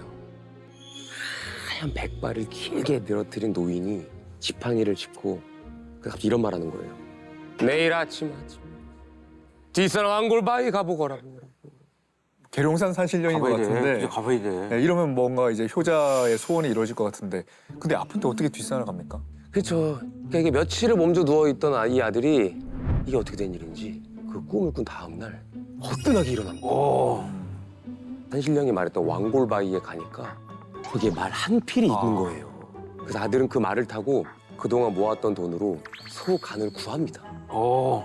그 말 덕분에 큰 돈도 벌었다고 하고요. 아들의 효심에 하늘이 감동을 해서 소원을 이루어줬다 하는 이런 전설이 있었던 거죠. 그러니까 부모님한테 효도하면 복 받는다 이런 이야기인데요. 그래서 이런 전설은 항상 있죠. 해피엔딩으로 복을 받는 이야기로 끝이 나는데 여기서 이런 말씀 하시는 걸 보니까 불길한 사건이 터질 것 같은데요. 맞습니다. 1987년 마티고개에 이런 게 있었습니다.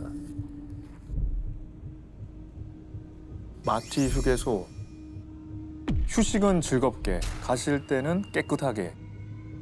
뭔가 으스스하고 영혼이 스며들어 있는 것 같아요. 되게 좀 으스스한데 공포 영화 같기도 하고요, 이 자체로. 그런데 1987년 4월 1일 아침 이 마티 휴게소에서 포장마차를 운영하던 주인이 실종됐다는 신고가 들어옵니다. 아, 실종요? 네. 포장마차에서 계곡물을 끌어다 쏜다 봅니다. 그날 아침 고장이 난 건지 물이 안 나왔다는 거지요. 그래서 10시쯤에 왜 이 물이 안 나오지? 확인하러 산으로 들어간 이 여성이 그 이후로 돌아오지 않았다고 합니다. 아니, 밤 10시도 아니고 아침 10시에 갔는데 뭐 산에서 길을 잃어버렸을 것 같지도 않고 무슨 일이 일어난 거죠? 다음 날 실종 신고를 받은 경찰이 계룡산 일대를 샅샅이 뒤집니다. 그리고 얼마 후에 바로 이곳에서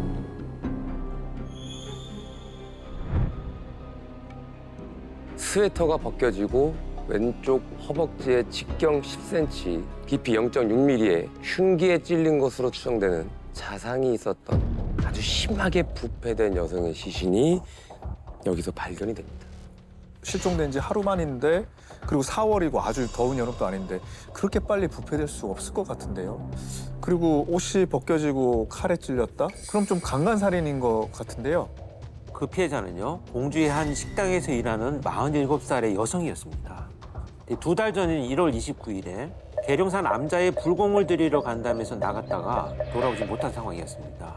가족들이 이제 바로 실종 신고를 했지만 찾지를 못했죠.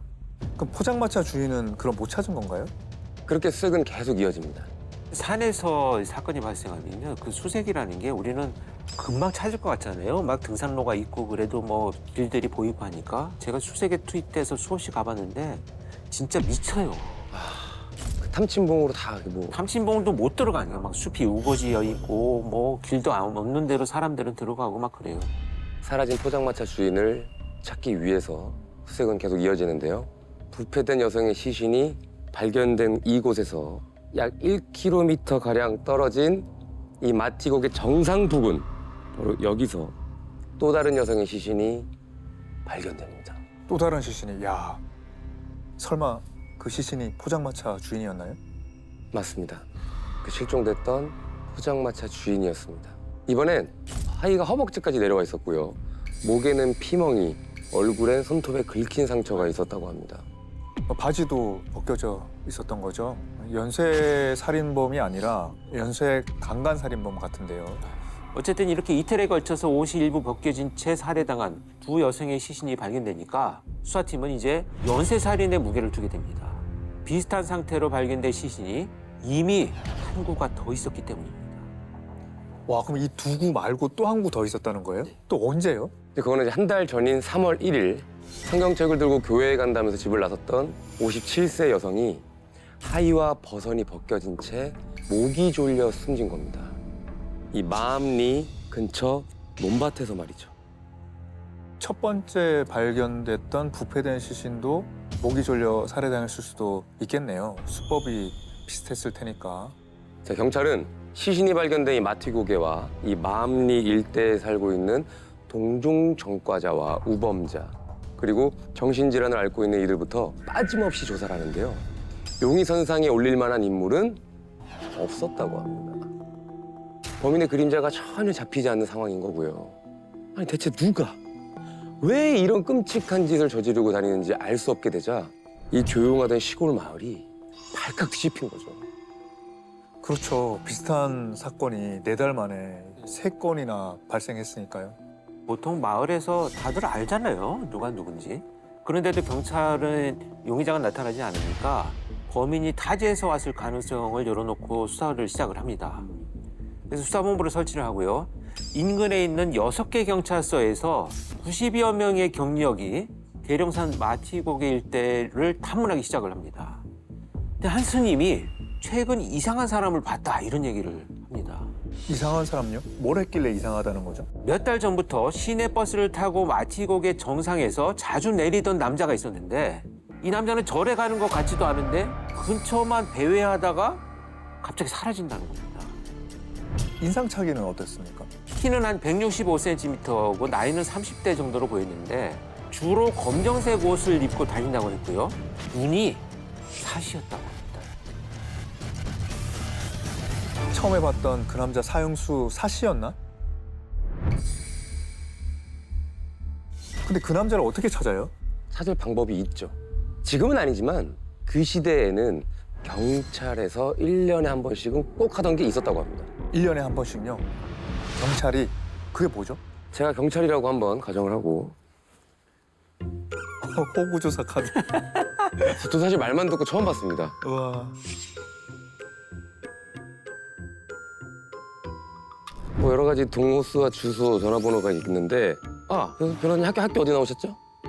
포항에서 초중고 나오고 대학교는 서울에서 나왔습니다. 서울에서 왔다는 어디? 서울에서 서울대 나온 서울. 나왔습니다. 서울대요? 네. 공부 좀 하셨네요. 조금 했습니다. 서울대 무슨 과? 포학과 나왔습니다. 네. 이야. 집에 TV는 몇 대 있어요? TV 한 대 있습니다. 전축은 몇 대 있었어요? 전축 한 대 있었습니다. 라디오는요? 라디오도 한 대 있었고요. 대지는 몇 평 정도 있었어요? 대지는 없었습니다. 땅이 없었습니다. 성질은 좀 어떠세요? 성질 더럽다 할 때 그 성질이에요 이게? 뭐 깨끗했습니다. 정치 사상은 어떻습니까? 정치 사상 뭐 빨갱이였냐 뭐 이런 거잖아요. 뭐예요? 그 당시니까 사실 모르는데 뭐 그런 거 빨갱이는 아님. 있는 걸 여쭤보는 거예요. 근데 뭐 이런 걸 다 물어보고 그러세요? 왜냐하면 내가 어릴 때 생각이 나는데 동네에서 그 월남하신 분들의 자식들이 같이 살면 소문이 났죠. 저 집에 북에서 내려온 사람 집이야. 그 당시에? 이렇게 애들끼리 소문이 났어요. 저 집은 전쟁 때 북에서 내려왔대. 이런 소문들이 동네에서 다 알고 있었어요. 근데 이런 거를 저는 학교에서 손들려고 그랬지 이 경찰이 이걸 조사하고 다니는지 몰랐어요. 이거는 호구조사인데요. 1949년부터였던 건데 그때 확인했던 항목이 45개였다고 합니다. 뭐 재산이 얼마나 되는지, 정치 사상 어땠는지도 이제 상세히 물어보고 여기에 특이한 게 뭐냐면 신체 이상 항목이 있었어요. 신체 이상을 기록하는 거예요. 그러니까 그때는 소아마비 많았었고 이 얼굴에도 그 언청이라 그래서 네, 여기 이렇게. 그런 것들이 치료가 놓치고 의학이 발전되지 못하다 보니까 흔했어요. 그리고 천연두 알았고 이제 이렇게 곰보처럼이라고 맞아요. 하는 그런 말이 있었잖아요. 이제 막 그리고 이제 동네에서 좀 논다 그러면 문신 이런 거. 호구조사 이렇게 잘 돼 있으면은 아까 그 키 165cm고 30대 남자고 특히 또 눈이 사시라고 했으니까 호구조사 보면서 사람 찾을 수 있겠네요. 그렇죠. 그때는 이제 컴퓨터로 이렇게 쫙 엑셀로 정리하던 시절이 아니니까 이걸 확인하는 데만 또 많은 시간이 걸렸겠죠. 그렇죠. 아직은 사실 쉽지는 않은 수사였습니다. 그런데 전설 속 효자가 살았다던 이 마암리에 수사팀 경찰이 살고 있었던 거죠. 그래서 아들이 연쇄살인범을 쫓아다니느라고 몇 날 며칠을 고생하니까 어머님의 마음이 오죽 또 신경 쓰였겠습니까? 어머니가 곰곰이 생각하시다가 저 옆마을에서 한동안 은밀히 떠돌던 그 소문이 어쩌면 이게 도움이 좀 되겠다 싶어갖고 경찰인 아들에게 한번 확인해보라라고 얘기를 해준 거죠. 옆마을에 떠도는 은밀한 소문이라 그게 뭐죠? 그 소문은 그 2년 전에 그 옆마을 목장에서 일하던 남자가 이웃 여자에게 몹쓸 짓을 했다가 쫓겨난 적이 있었다는 거죠. 그 남자가 일했던 목장이 바로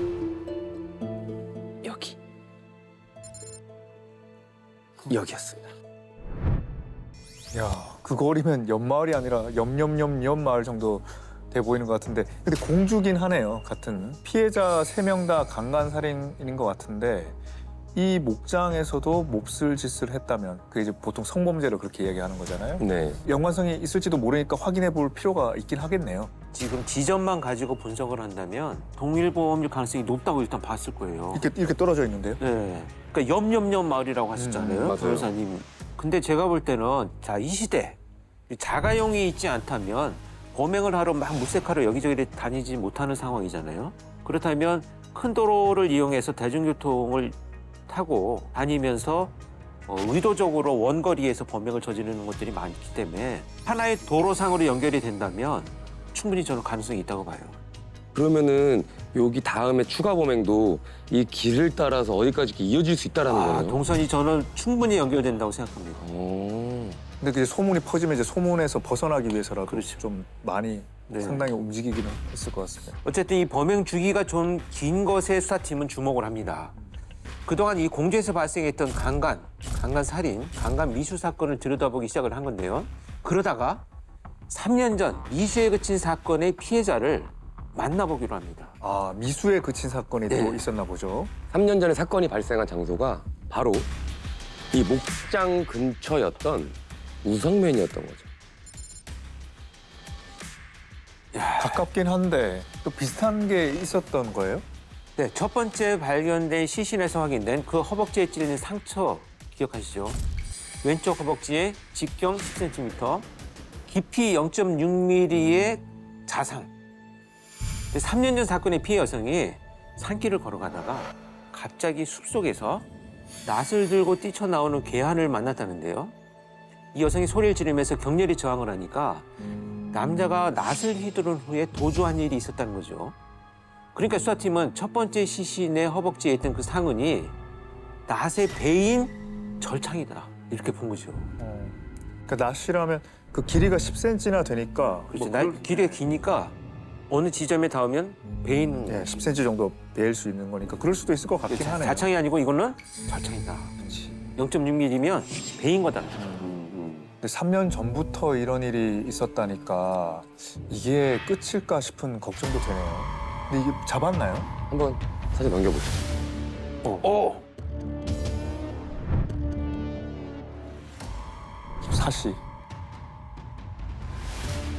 사시네요. 눈이 바라보는 게 좌우가 다르네요. 그렇죠. 네.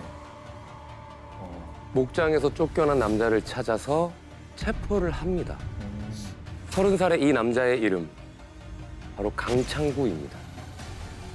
강창구가 체포된 곳은 바로 이곳 옥룡동이었습니다. 딱 가운데네요. 강창구는요, 형 집에 얹혀 살고 있었다고 합니다. 87년 4월 6일 밤 11시 40분 경찰이 들이닥치자 마치 기다렸다는 듯이 잡으러 올 줄 알고 있었습니다.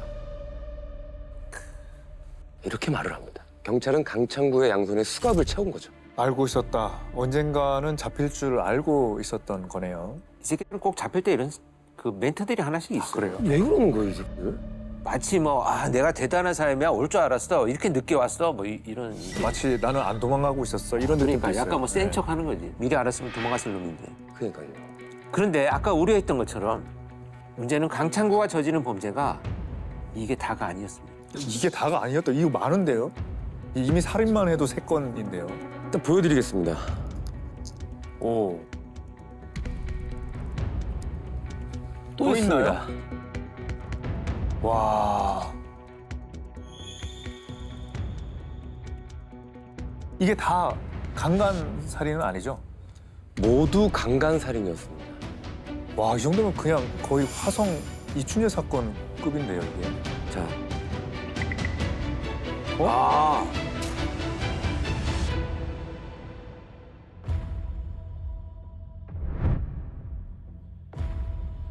심지어 강창구가 처음으로 저지른 사건은 무려 4년 전인 1983년이었다고 합니다. 마을 냇가에서 목욕을 하던 여성을 발견하고 머리채를 잡아서 물속에 넣었다 빼기를 반복하고요. 실신한 여성을 강간 후에 다시 물속에 빠뜨리고 달아났다고 자백을 합니다. 그리고 4년 전 이 피해자의 가족들은 밭일을 하러 갔다가 사라졌다고 신고를 했던 상황이었다고 하고요. 냇가에서 목욕을 하다가 심장마비로 사망한 것으로 알고 있었다고 합니다. 자백을 안 했으면 그 살해 당한지도 모르고 이거는 아무도 몰랐을 그런 사건이네요. 그렇죠. 그리고 7개월 후인 1984년 2월 21일 강창구가 마티고개를 갔다고 합니다. 50대 여성을 또 흉기로 위협해서 강간한 뒤에 목을 졸라 살해했다고 털어놨고요. 당시 이 여성은 인천에 살던 외지인이었기 때문에 실종 신고 자체도 늦어진 데다가 시신도 2달 뒤에 발견됐기 때문에 당시만 해도 과학수사로 범인을 추적할 이런 단서는 없었던 상황이죠. 그러니까 미제였다는 그렇죠. 거잖아요. 그렇죠. 그리고 또 1년이 지난 1985년 7월 마티고개에서 또 한 번 범죄를 저지르는데요. 산에서 내려오던 젊은 여성을 계곡으로 끌고 가서 강간 후에 살해를 합니다. 돈까지 15만 원을 훔쳤다고 하고요. 수사팀에서 나중에 확인해 보니까 이 피해 여성의 나이가 21살이었다고 합니다. 아, 21살요? 진짜 너무 안타깝네요. 너무 안타깝죠. 그렇게 강창구는 83년부터 87년까지 4년간 6건의 강간살인 및 1건의 강간, 그리고 1건의 강간 미수 등 총 8건의 범죄를 저질렀던 걸로 확인이 됩니다. 현장 검증 영상이 있거든요. 경찰은 오늘 이 사건의 범인으로 전과 사범인 충남 공주시 옥룡동 30살 강창구 씨를 붙잡아 구속영장을 신청했습니다. 저 당시에 얼굴 안 가리고 좋네. 아이고. 강 씨는 41대 중년 부인 3명을 폭행 살인한 것 이외에도 지난 83년부터 85년까지 공주군 우성면과 반포면에서 또 다른 여인 3명을 폭행 살인했으며 이 같은 범행을 해왔다고 진술한 것으로 알려졌습니다. 범행 동기가 뭔가요? 강창구의 주장은 이렇습니다. 이 선천적으로 사시로 태어났는데 어린 시절에 소아마비로 왼쪽 다리도 불편했고요. 17살 때부터는 간질 증세까지 나타나면서 사람들하고 잘 어울리지 못했다. 특히 여성들은 자기를 쳐다보기만 해도 도망을 가버렸다고 합니다. 지병과 용모 때문에 결혼을 못한 것을 비관해오다 이 같은 범행을 해왔다고 진술한 것으로 알려졌습니다. 그것 때문이라고 하기에는 이미 전과가 너무 많았어요. 절도부터 시작해서요. 폭력, 강간 등의 혐의로 3년 2개월을 복역했던 이력도 있었고요. 그러니까 애초에 그냥 범죄자였던 거죠. 그래요. 근데 뭐 그런 말들은 범죄자의 핑계죠. 왜냐하면 맞아요. 그런 상황에 처해도 대부분 사람은 범죄를 저지르지 않거든요. 그렇죠. 똑같은 상황에 있더라도. 그런 신체 컴플렉스로 인해서 여성들한테 무슨 뭐 비난을 받듯이 그렇지 않은 사람이 훨씬 더 많아요. 강창구는 이렇게 검거 후에요. 1년이 채 안 되어서 재판을 통해서 사형이 확정이 됐고요. 1990년 4월 17일 오전 10시 또 다른 흉악범 9명과 함께 형이 집행되면서 죄값을 받게 됩니다. 여기까지가 사형수 강창구에 대한 이야기였습니다. 배달이야! 엄마 가자. 아니 발성이 왜 이렇게 좋은 거예요? 네, 배달입니다. 네, 배달입니다. 제가 신문 이제 1981년으로 갔네요. 전두환 후보 12대 대통령 당선 90.2%. 에이. 지하철 3, 4호선을 84년에 준공 확정. 84년에 준공을 했구나. 85년 초부터 본격 운행이에요. 금성 칼라 TV. 금성. 골드스타. 골드스타. 그러니까 금성 칼라 TV 하이테크 리모콘 탄생. 리모컨이 탄생했나 봐 이때. 전파를 손수 이제 그려가지고 전파가 이렇게 통한다. 어릴 때 아버지가 저기 채널 맞아, 틀고 오라고 맞아. 쫓아가서 틀고 이렇게 했었는데 이번에 고바우 영감 있다. 나왔어요? 아이고 내 도자기를 깼구나. 서 있어. 회초리 들고 때리는데. 네, 가만히 있자. 납치 납치 안 된 것만 해도 해도 납치 사건을 소재로 고바우 영감 또 나온 것 같아요. 납치? 저희도 고바우를 한번 찾아볼게요. 우리 집에 방문 오셨어요. 가정환경 괜찮으니 안심이고 미남이 아닌 데다 키도 작으니 안심. 뭐예요? 이때 옛날에 네. 선생님들이 가정 방문을 했어요. 가정에 뭐 문제가 있는지 경제 상황 이런 걸 보면서 선생님들이 집집마다 가정 방문을 했는데 근데 선생님이 가고 나서 미남이 아닌 데다 키도 작으니 안심이고 이라고 써놨어요. 선생님 못생겨서 안심이다? 못생겨서 안심입니다. 잘생기고 키 큰 선생님이 뭐 사고 쳤나 보죠. 그렇다면 아이. 이렇게 오늘의 이야기를 한번 들어가 보도록 하겠습니다. 오늘의 사형수입니다.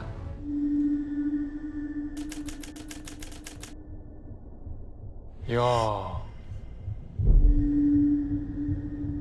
로카수 같기도 하고요.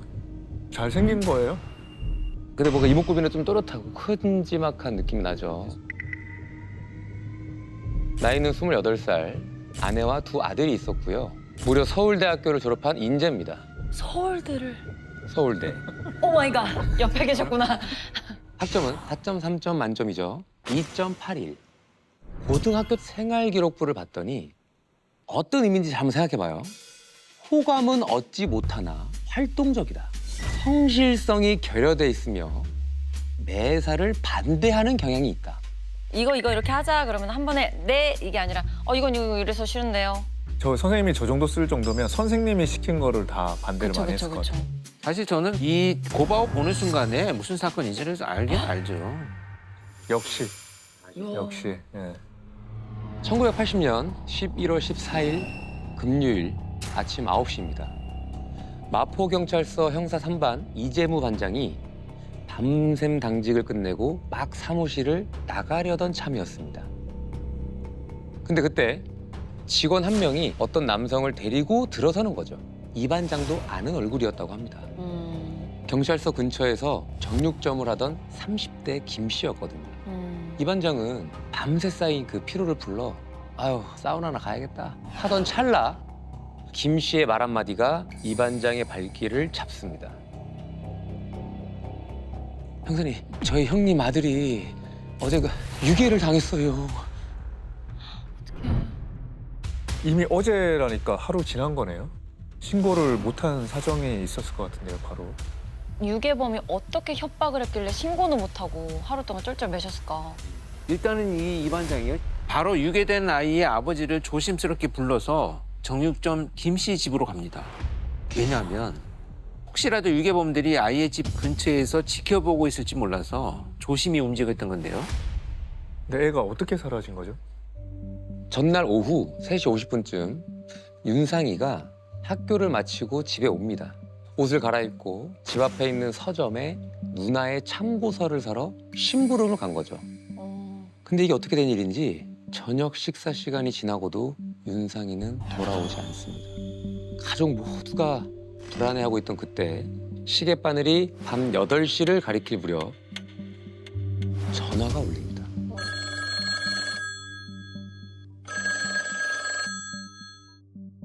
우리는 교도소에서 출소한 4인조 나치범입니다. 수원에 당신 아들을 감금해놨습니다. 일본으로 갈 건데 4천만 원을 준비하세요. 경찰에 신고하면 당신 아들은 죽습니다. 저렇게 협박을 하면 경찰에 신고를 할 수가 없죠. 아들의 목숨이 걸려 있으니까. 4인조 전과자 마포에서 수원까지 데리고 간 거네요. 근데 4천만 원이면 정말 큰 돈 아니에요? 1980년에 4천만 원이라는 거잖아요. 그 당시에 중소기업 과장급 월급이 한 50만 원 정도였다고 하면 서울의 아파트 값이 1,200만 원 정도였으니까 세제값이 넘는 거죠. 근데 저도 가족이 다 같이 살았다 그랬거든요. 할머니, 할아버지, 어머니 다 해서 20만 원인가 30만 원으로 다 같이 살았다 맞아요. 네, 어. 그게 맞아요. 그 당시에. 그랬는데 4천만 원을 어디서? 월급이 한 정말 이건 뭐 200배네. 구경도 못할 돈이고 집안이 그야말로 뭐 발칵 뒤집어진 거죠. 이 돈을 어떻게 구합니까? 4천만 원이라는 현금을. 그런데 3시간 후인 밤 11시쯤에 또 한 번의 전화가 울립니다. 첫 번째 전화는 거금을 노린 협박 전화였는데 두 번째 전화는요. 그게 아니었습니다. 아니었다고요? 네. 돈 때문이 아니야? 그럼 뭐 때문에 협박을 하려고? 그 전화는 윤상이의 아버지가 받았습니다. 너 때문에 내 인생이 망했다. 응? 다시 한번 아들을 수원에 감금해놨으니 4천만 원을 준비하라고 합니다. 에? 그러니까 뭔가 애 아버지한테 원한이 있는 사람처럼. 근데 그렇다고 아이를 볼모로 4천만 원을 내놓으라고 얘기한 게 너무 말도 안 되는 얘기 같은데. 할 말이 있으면 직접 가서 하든가 왜 애를 납치를 합니까? 그럼요. 그렇죠. 윤상이 아버지는 아들의 목숨을 구하기 위해서 범인들한테 사정합니다. 제가 일단 당장 4천만 원을 구하기 너무 힘듭니다. 최대한 구해서 2천만 원은 제가 구해보겠습니다. 제가 어떻게든 구해올 테니까 제발 아들만은 살려주십시오. 애원을 합니다. 절박하지. 어떤 부모가 이렇게 애원을 안 할 수가 있습니까? 2천만 원도 큰 돈이잖아요. 아파트 한 채를 넘는 금액인데. 그런데 이 말을 들은 범인이 잠시 고민하는 듯 하더니 내일 오후 1시에 다시 연락할게요. 뭐야 어쩌겠다는 거야. 제안을 받아들이겠다는 거예요. 얘기도 안 하고 끊어버린 거잖아요. 네. 지금까지 이 상황이 다 신고하기 전날에 이루어진 그 내용들이잖아요. 곧 전화 오겠네요 이제. 전화가 오지 않습니다. 왜지? 뭐 애가 잘못된 건 아니겠죠? 부모님이 정말 1분 1초가 애가 타고 불안하죠. 왜냐하면 이 막내 아들이었던 윤상이가 몸이 좀 불편했거든요. 중학교 1학년인 윤상이는 3살 때 소아마비를 앓고요. 한쪽 다리에 장애가 남아 있어서 잘 걷지를 못했다고 합니다. 그래서 국민학교 때 급성염증 때문에 2번의 대수술을 받기도 했고요. 그럼에도 불구하고 성적도 또 전교 1등을 놓치지 않았고요. 친구들 사이에서도 인기가 많아서 학교 정기 회장까지. 많이 아팠는데도 진짜 잘 컸네요. 아니 근데 왜 약속을 안 지키냐고. 지옥 같은 하루가 지나고요. 그 다음 날 오후 5시. 전화 왔어. 어제 전화가 전화가 왔네요, 이제. 온 거죠? 네, 네. 온 거겠죠? 편지를 보냈는데요. 그 편지는 부모님만 보세요. 딴 생각은 절대 하지 말고요. 목소리가 왜 그래요? 설마 여잔가요? 4인조 중에 여자가 있었다는 거네요. 아 근데 부모님만 봐라 딴 생각하지 말라 이게 약간 좀 불안한데요. 어떤 편지일까요? 편지는요. 그때 도착하지 않았습니다. 장난치나? 왜 이러지? 짜증나게. 그런데 윤상이가 납치된 지 사흘째 그렇게 애타게 기다리던 일이 벌어지고 맙니다. 엄마! 아빠! 시키는 대로 그냥 하세요. 안 그러면 저 그냥 죽어요. 진짜로요. 윤상이에요, 윤상이? 윤상이 목소리야? 이렇게 윤상이의 전화가 온 지 이틀이 지난 뒤 편지가 도착합니다. 드디어 왔어요, 드디어. 뭐라고 온 거죠? 직접 보시겠습니까? 이 수원 소인이 찍혀 있네요. 수원으로 데려갔다고 하더니 11월 20일 오후 7시에 종로 2가 고려당으로 윤상이 누나를 시켜 약속된 돈을 가지고 오세요. 고려당은 지금 또 있는 데 아닌가요? 지금도 있을 겁니다. 워낙 이제 오래되고 지명 같은 곳이어가지고 약속 장소 많이 하죠. 그러니까 되게 유명한 곳인데 이쪽으로 오라고 하는 거는 사람 많은 데로 일부러 오라고 하는 것 같은데요. 불안한 게 윤상이 누나를 시켜서 그러니까. 윤상이 누나가 있다는 사실을 알고 있는 것도 이상하고. 윤상이를 납치했으니까 누나가 있다는 걸 알 수도 있고 아니면 아까 아빠한테 원한이 있었다고 했으니까 이 집 사정을 원래 잘 알던 사람일지도 모르죠. 누나랑은 나이 차이가 얼마 정도 났을까요? 윤상이하고는 1살 차이였습니다. 너무 어리잖아. 한참 어린데요? 너무 어리죠. 너무 애긴데. 그래서 고려당해요. 네. 형사들이 쫙 깔립니다. 잠복을 하죠. 왜냐하면 누나까지 다치는 일이 절대 일어나면 안 되잖아요. 그렇지. 그래서 완벽한 준비를 마치고요. 약속 시간 돈가방을 들고 누나가 고려당으로 들어갑니다. 근데 잠시 후 고려당 직원이 허공에 대고 외친 거죠. 혹시 여기 윤상이 누나 있어요? 어? 윤상이 누나. 그 전화 좀 받아보세요. 윤상이 누나. 어머. 그 사람이 나타나지 않고 그냥 전화를 한 거네요. 가게 한 거죠. 아, 그러니까 밖에서 지켜보고 있었을 것 같아, 왠지. 4인조라니까 막 여기는 누군가 여기 있고 누군가는 전화하고 이렇게 분업을 했을 것 같아요. 전화를 건 사람은요. 집으로 편지를 보내겠다고 했던 그 여성의 목소리 같았다고 합니다. 지금 당장 남산 야외음악당으로 오란 말만 되풀이했다고 했고요. 어? 최대한 시간을 끌어보려고 몇 번이나 잘못 알아들었으니 다시 한 번만 얘기를 해달라고 애원했지만 전화를 끊어버립니다. 장소를 갑자기 바꾼 걸 보니까 이미 이렇게 계획을 짰던 것 같아요. 여기로 오라고 여기로 오라 그러고. 소위 범죄자들이 이제 뺑뺑이를 돌린다 그러죠. 그래서 결국 남산 야외 음악당에 나타나긴 했나요? 나타나지 않았습니다. 너무. 이 범인들은요. 윤상이만 노린 게 아니었습니다. 그 집의 남매를 모두 노렸던 겁니다. 그걸 어떻게 알았어요? 남매를 노린 거를. 한 달 전에 누나가 학교에서 이상한 일이 있었다고 아빠한테 얘기를 한 겁니다. 고등학교 교복을 입은 어떤 언니가 학교를 찾아와서 어머. 아버지 친구 딸인데 대신 전해줄 물건이 있다면서 교문 밖에 차가 있으니 자기랑 같이 가자고 했다는 겁니다. 납치하려는 것 같은데 밖에 차로 유인하는 거는? 아니 고등학생이 학교를 안 가고 아빠 심부름을 왔다면서 데리고 간다? 좀 그 자체로 너무 이상한데요. 말이 안 되는데. 그렇죠. 네. 맞습니다. 누나도 순순히 따라가질 않습니다. 다행이다. 근데 수업이 끝날 때까지 이 여고생이 거기서 기다리고 있었다는 거예요. 무서워. 누나는 이 여고생에게 동전을 빌려달라고 합니다. 엄마한테 공중전화를 확인해 봐야 되겠다고 한 건데요. 이 여고생이 당황을 하면서 그냥 돌아갔다고 합니다. 누나가 집에 가서 아빠한테 얘기하니까 부모님이 정말 놀래서 가슴을 쓸어내렸다고 했고요. 진짜 대처를 잘했네요, 지혜롭게. 따라갔으면 진짜 큰일 날 뻔했네. 아, 그러면 아까 혹시 집으로 전화했던 여자 목소리가 혹시 그 여고생이었을까요? 그 4인조가 미성년자였다는 거예요? 시켰으면 그게 가능할 수도 있었을 것 같아요. 근데 유괴범들이 왜 이 집 남매를 노렸던 거죠? 아버지가 고위공무원이나 뭐 부자거나 원한을 가질 만한 관계가 있었던 건가요?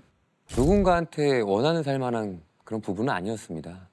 부부 모두 어렸을 때 부모님을 여의고 남편은 머슴살이를 그리고 아내는 공장에서 일을 하면서 유년 시절을 보냈거든요. 근데 결혼 후에 동대문 시장에서 가게도 없이 그 난전에서 비누를 팔아서 가정을 꾸렸다고 합니다. 와, 진짜 열심히 사신 거잖아요, 그러면. 4천만 원이 진짜 큰 돈인데 전 재산을 달라고 한 거네요. 그런데 범인들이요, 이 집 사정을 잘 알았던 건 맞아 보였습니다. 사실 윤상인의 부모님이 노력 끝에 가게를 열었던 건데요. 청계천 3가에 비록 3평짜리 가게였지만 전열기 제품을 팔면서 한 달 수입이 약 100만 원이 넘었던 겁니다. 서울 근교에 목장도 큰 걸 갖고 있었고요. 새로 지은 집은 아니지만 대지만 40평, 총 재산이 1억 2천만 원 정도였다고 하니까요. 열심히 사셔서 이루신 거죠. 그치. 부자인 걸 알고 누나를 납치하려고 시도를 하다가 안 되니까 이제 몸이 불편하고 이러니까 동생을 납치한 것 같은데요. 그 집 재산이 이 정도 되는 거를 어떻게 알았을까요? 뭔가를 잘 아는 사람이었지 않을까 싶어요. 피해자를 가지고 놀듯이 얄밉고 괘씸했던 그 범인들이요. 또 편지가 와요? 뭐야? 두 번째, 세 번째, 네 번째, 다섯 번째, 여섯 번째. 설마 이게 다 협박범의 편지인가요? 고려당으로 나오라는 편지를 받은 지 열흘 뒤부터 편지가 이렇게 계속 옵니다. 두 번째 편지에선 돈이 필요한 사람이니까 그냥 도와주는 셈 쳐달라. 세 번째는 서울역 시계탑 앞으로 돈가방을 들고 아버지 혼자 나와라. 그리고 네 번째 편지는요. 차에 윤상혜를 태우고 마포 우체국 앞을 지나갈 테니 얼굴만 한번 봐라. 야, 뭐 하는 거죠, 진짜? 계속.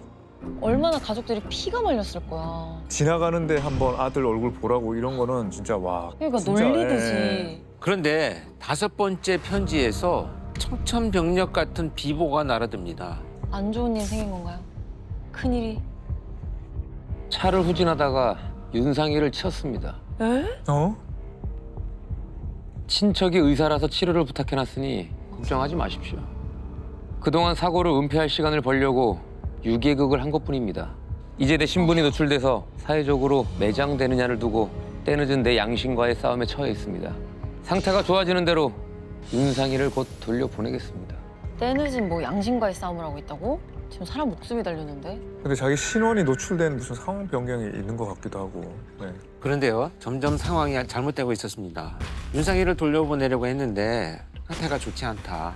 엎드려 빌 수 있는 기회가 주어지길 바란다. 죄송하다. 이런 말로 마지막 여섯 번째 편지가 도착한 겁니다. 그러니까 자기들이 그렇게 감당할 수 없을 위급한 상태가 놓였으면 119에 신고라도 해서 나쁜 일이 일어나지 않게 했었어야 되는데 뒤늦게 죄송하다 이러면 저렇게 하면 진짜 윤상희가 진짜 잘못됐다는 걸 암시하는 거잖아요.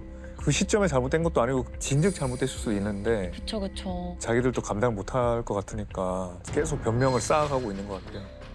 범죄자 치고는 좀 이상하죠.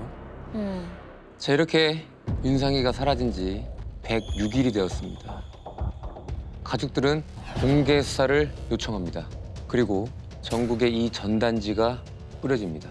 아, 어떡해. 야, 이거 정말 옛날 수배 전단. 이윤상.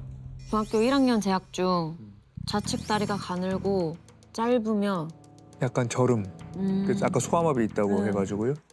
이 사람은 1980년 11월 13일 16시경 학교에서 귀가하여 마포 우체국 우표 사러 간다고 집을 나선 후 유괴범에게 유인 감금된 것으로 추정함.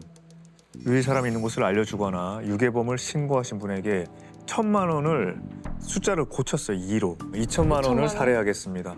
야, 아까 그 범죄자한테 주겠다고 했던 그 2천만 원을 그냥 살해금으로 돌린 것 같은데요. 그죠? 윤상희 부모님은요, 범인이 꼭 봐줬으면 하는 심정으로 편지를 써서 신문에 냅니다.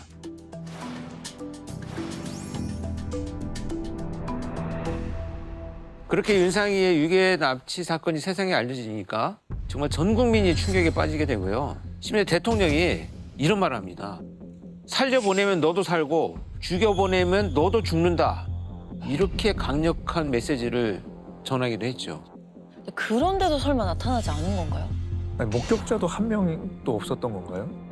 윤상희가 사라진 그날 윤상희를 본 건 바로 서점 주인뿐이었습니다.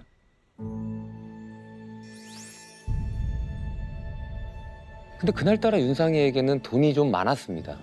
누나 책값 2,000원, 그리고 엄마가 준 100원, 그리고 우체국에 기념우표를 사기 위해서 15,000원을 미리 입금해두려고 17,100원을 들고 나갔는데요. 그 당시에 갔었던 서점 주인 말로는 윤상희가 찾는 책이 재고가 없어서 팔지 못했다는 겁니다. 우체국엔 돈이 입금이 되지 않은 상태였고요. 서점에 간 건 확실하고 우체국에는 못 갔다는 거네. 지도 보니까 대강 어딘지 알겠어요. 불교 방송도 있고 네, 네. 가든 호텔도 있고 네. 지금 또 이 건물들이 다 그대로 있지 않나요? 네, 그대로 있습니다.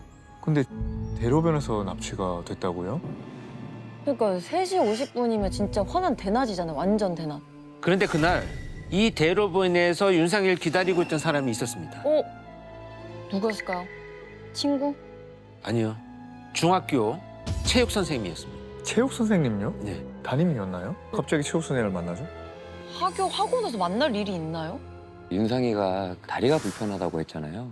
다른 과목은 다 잘하고 전교 1등인데 체육이 좀 뒤처지니까 용기를 잃지 말라면서 선생님이 저녁을 사주려고 했다는 겁니다. 아 진짜? 근데 선생님이 깜빡하고 약속 시간보다 10분 정도 늦게 나갔는데 윤상희가 없더란 얘기죠. 조금 기다리다가 뭐 못 오는가 보구나 하고 대학원에 수업을 들으러 갔다고 합니다. 그 윤상희랑 만나기로 했던 곳이요. 서점에서 우체국을 지나 여기 버스 정류장인데요. 야, 밖에서 따로 볼 정도면은 아마 선생님하고 윤상희 부모님하고도 알고 지냈을 정도로 가까운 사이였겠네요. 그러면 사실 체육 선생님도 이상한 사람이나 누굴 따라갔다거나 이런 걸 못 봤던 거겠죠? 그러니까 얘기를 안 했던 거겠죠? 이미 상당히 오랜 시간이 지난 것 같은데 어떻게 됐어요, 윤상희는? 협박 편지와 이 전화는요. 공개 수사로 전환이 되면서 차츰 끊어졌고요. 윤상희 부모의 주변 인물 700여 명, 그리고 전과자와 우범자 16,000여 명을 조사했지만 의심할 만한 사람이 단 한 명도 없었습니다. 어머나. 정말 이상한 건 그동안 그 협박범들이 보낸 편지에서 지문이 나왔습니다. 그런데 조사했던 그 수만 명 중의 사람 중에 지문이 일치하는 사람은 단 한 명도 없었습니다. 지문이 등록 안 된 미성년자나 외국인 뭐 이런.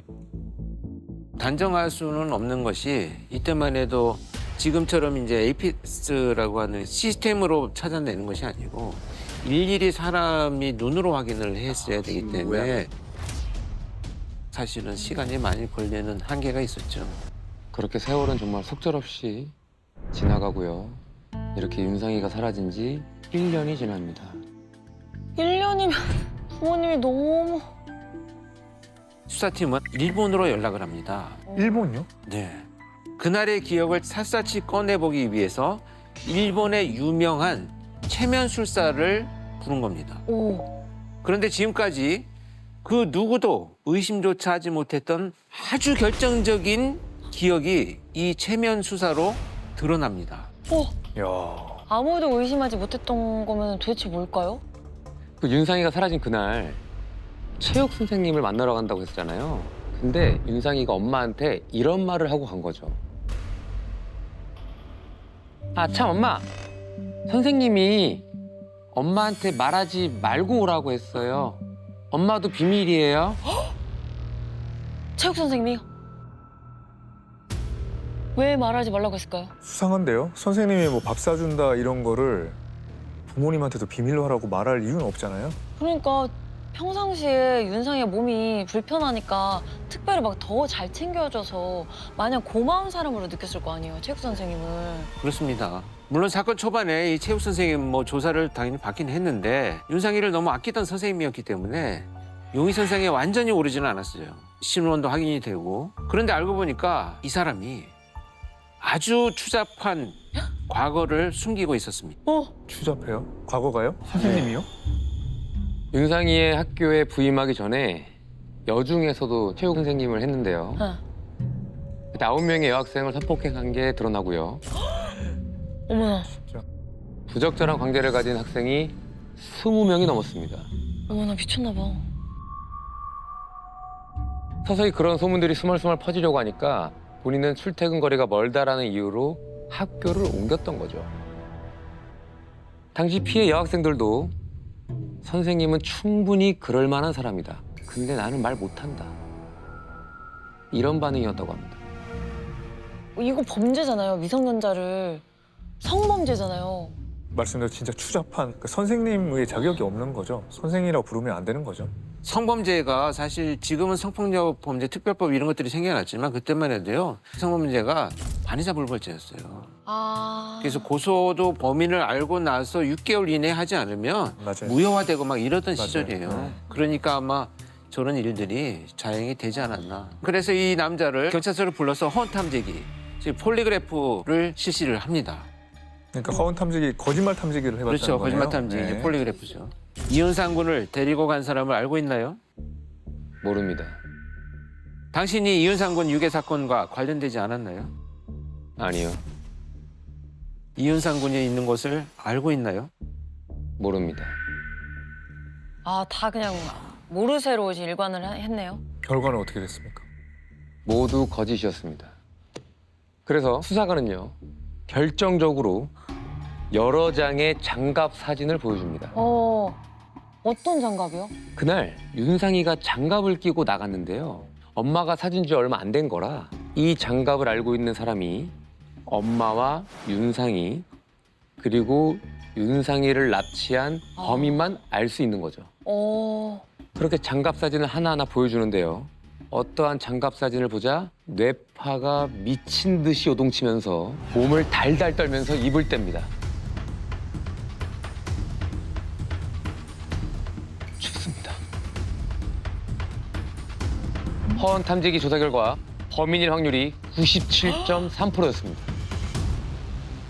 97%가 넘으면 진짜 범인 아니에요? 그럼 윤상이는 어떻게 된 거예요? 그래놓고 1년을 전 국민이 지금 난리고 대통령도 납치를 이야기하는데 해놓은 상태에서. 사실은 납치해놓고 그 학교 계속 다니고 있는 거잖아요. 네. 인간이 아닌. 멀쩡하게 학교를 다니고요. 카메라 앞에서 윤상이를 돌려보내달라고 인터뷰까지 했습니다. 너무 못됐다. 저는 사실 지금 돌아보면 뉴스에서 선생님이 나와서 인터뷰하는 것이 기억이 나요. 그때 중학교 다니고 있어요. 중학생일 때요. 그 기억이 날 수 있겠죠. 예. 뒤늦게 대학원 수업을 같이 듣는 학생들이 범행 당일 출석 체크만 하고 사라졌다는 얘기를 털어놓게 됩니다. 너무 계획적이다. 그 알리바이 때문에 일부러 출석 체크만 하고 너무 근데 아주 정밀하게 따지고 보면 선생님이 의심스러운 부분이 많긴 한데 부인을 해버리면 확실한 증거가 없다고도 할 수 있을 것 같아요. 거짓말 탐지기 같은 거는 지금도 사실 증거 능력이 확실하게 인정되지는 않고 있거든요. 그렇죠. 100%라는 게 없잖아요. 그럼 자백에 의지할 수밖에 없었던 거네요. 그렇죠. 그런데 자백만 있다고 해서 또 되는 일은 아니니까 무엇보다 이제 형사들이요. 범행 동기를 캐내러 다니기 시작을 합니다. 도박으로 빚이 있었던 걸 알아냈고요. 이 남자에게 도박빚은 그럼 어떻게 하려고 했느냐라고 정말 쿡 찔러보니까 주구죄를 지었다라고 고개를 숙였습니다. 오늘의 사형수 주영형입니다. 아까랑 또 느낌이 다르네요. 다르네요, 진짜.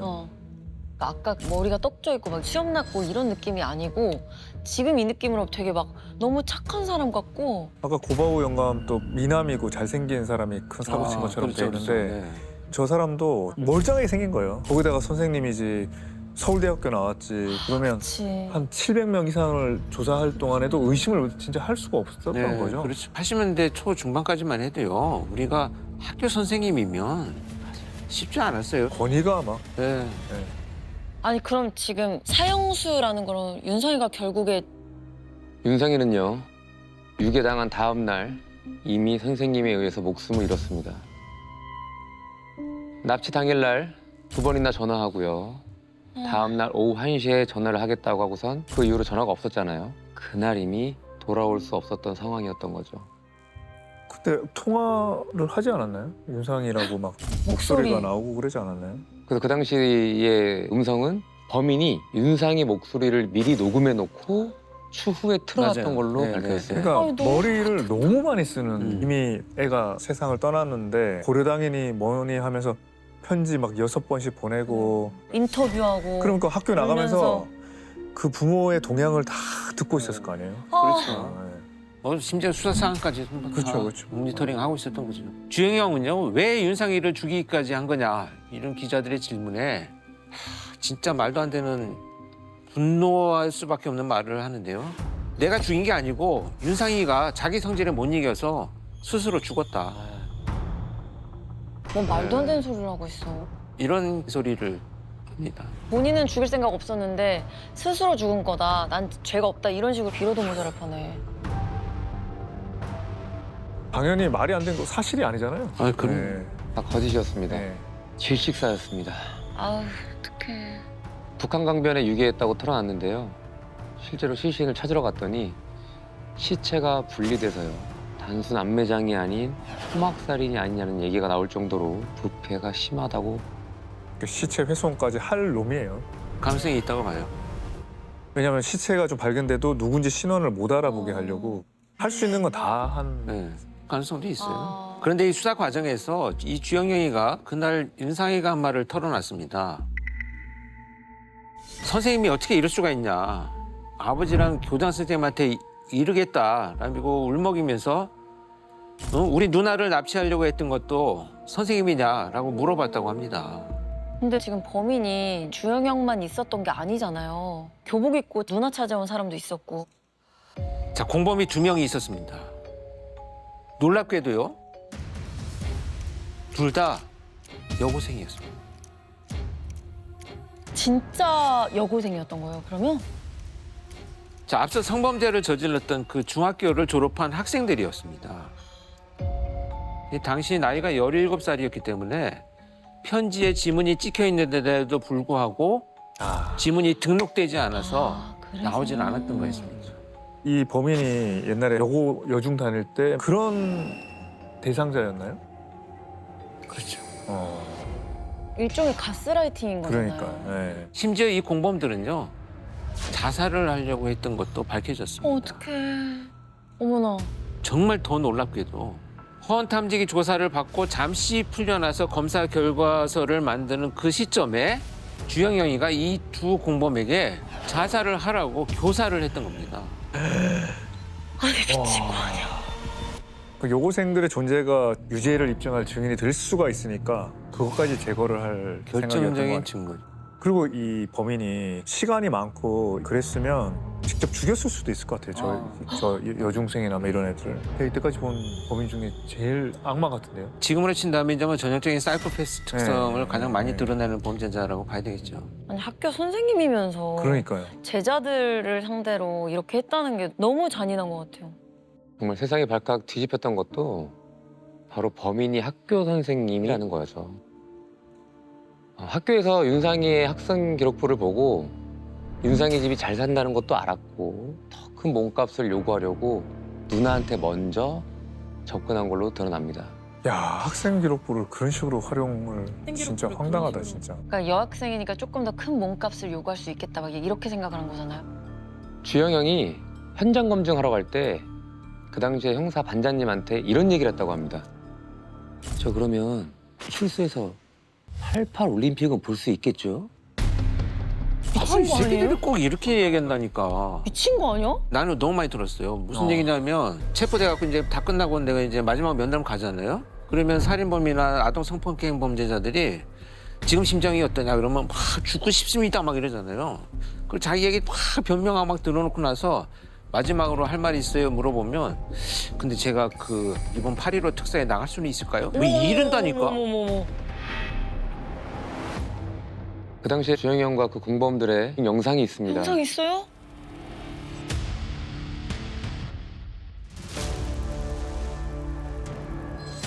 야, 저 가운데- 리얼하다 가운데 있는 리얼해. 놈이? 진짜 저 담배 사람이에요, 피면서 저 사람? 진짜 리얼이죠. 저 사람이 아, 조사받는 저 사람. 주영이 형이고요.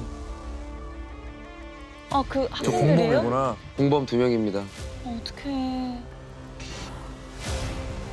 본인들도 지금 믿기지 않을 거예요. 아, 그치. 아,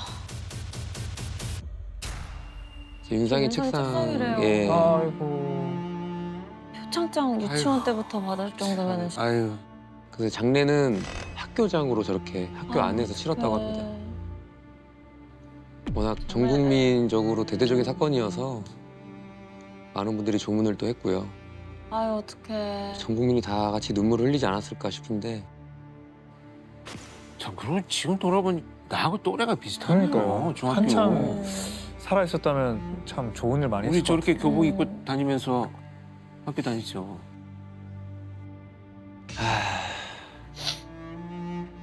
아, 이후에 이 윤상이의 가족들은요. 현상금으로 벌었던 1,000만 원을 기증을 해가지고 소아마비 협회에 아들 이름의 장학재단을 선입합니다.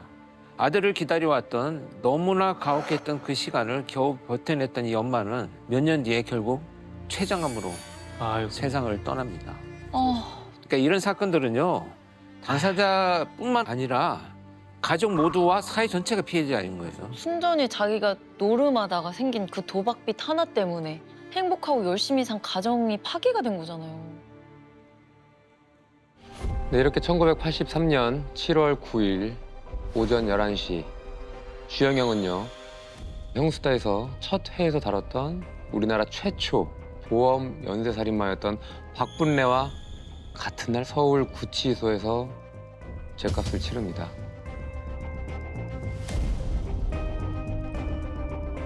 여기까지가 사형수 주영형의 이야기였습니다.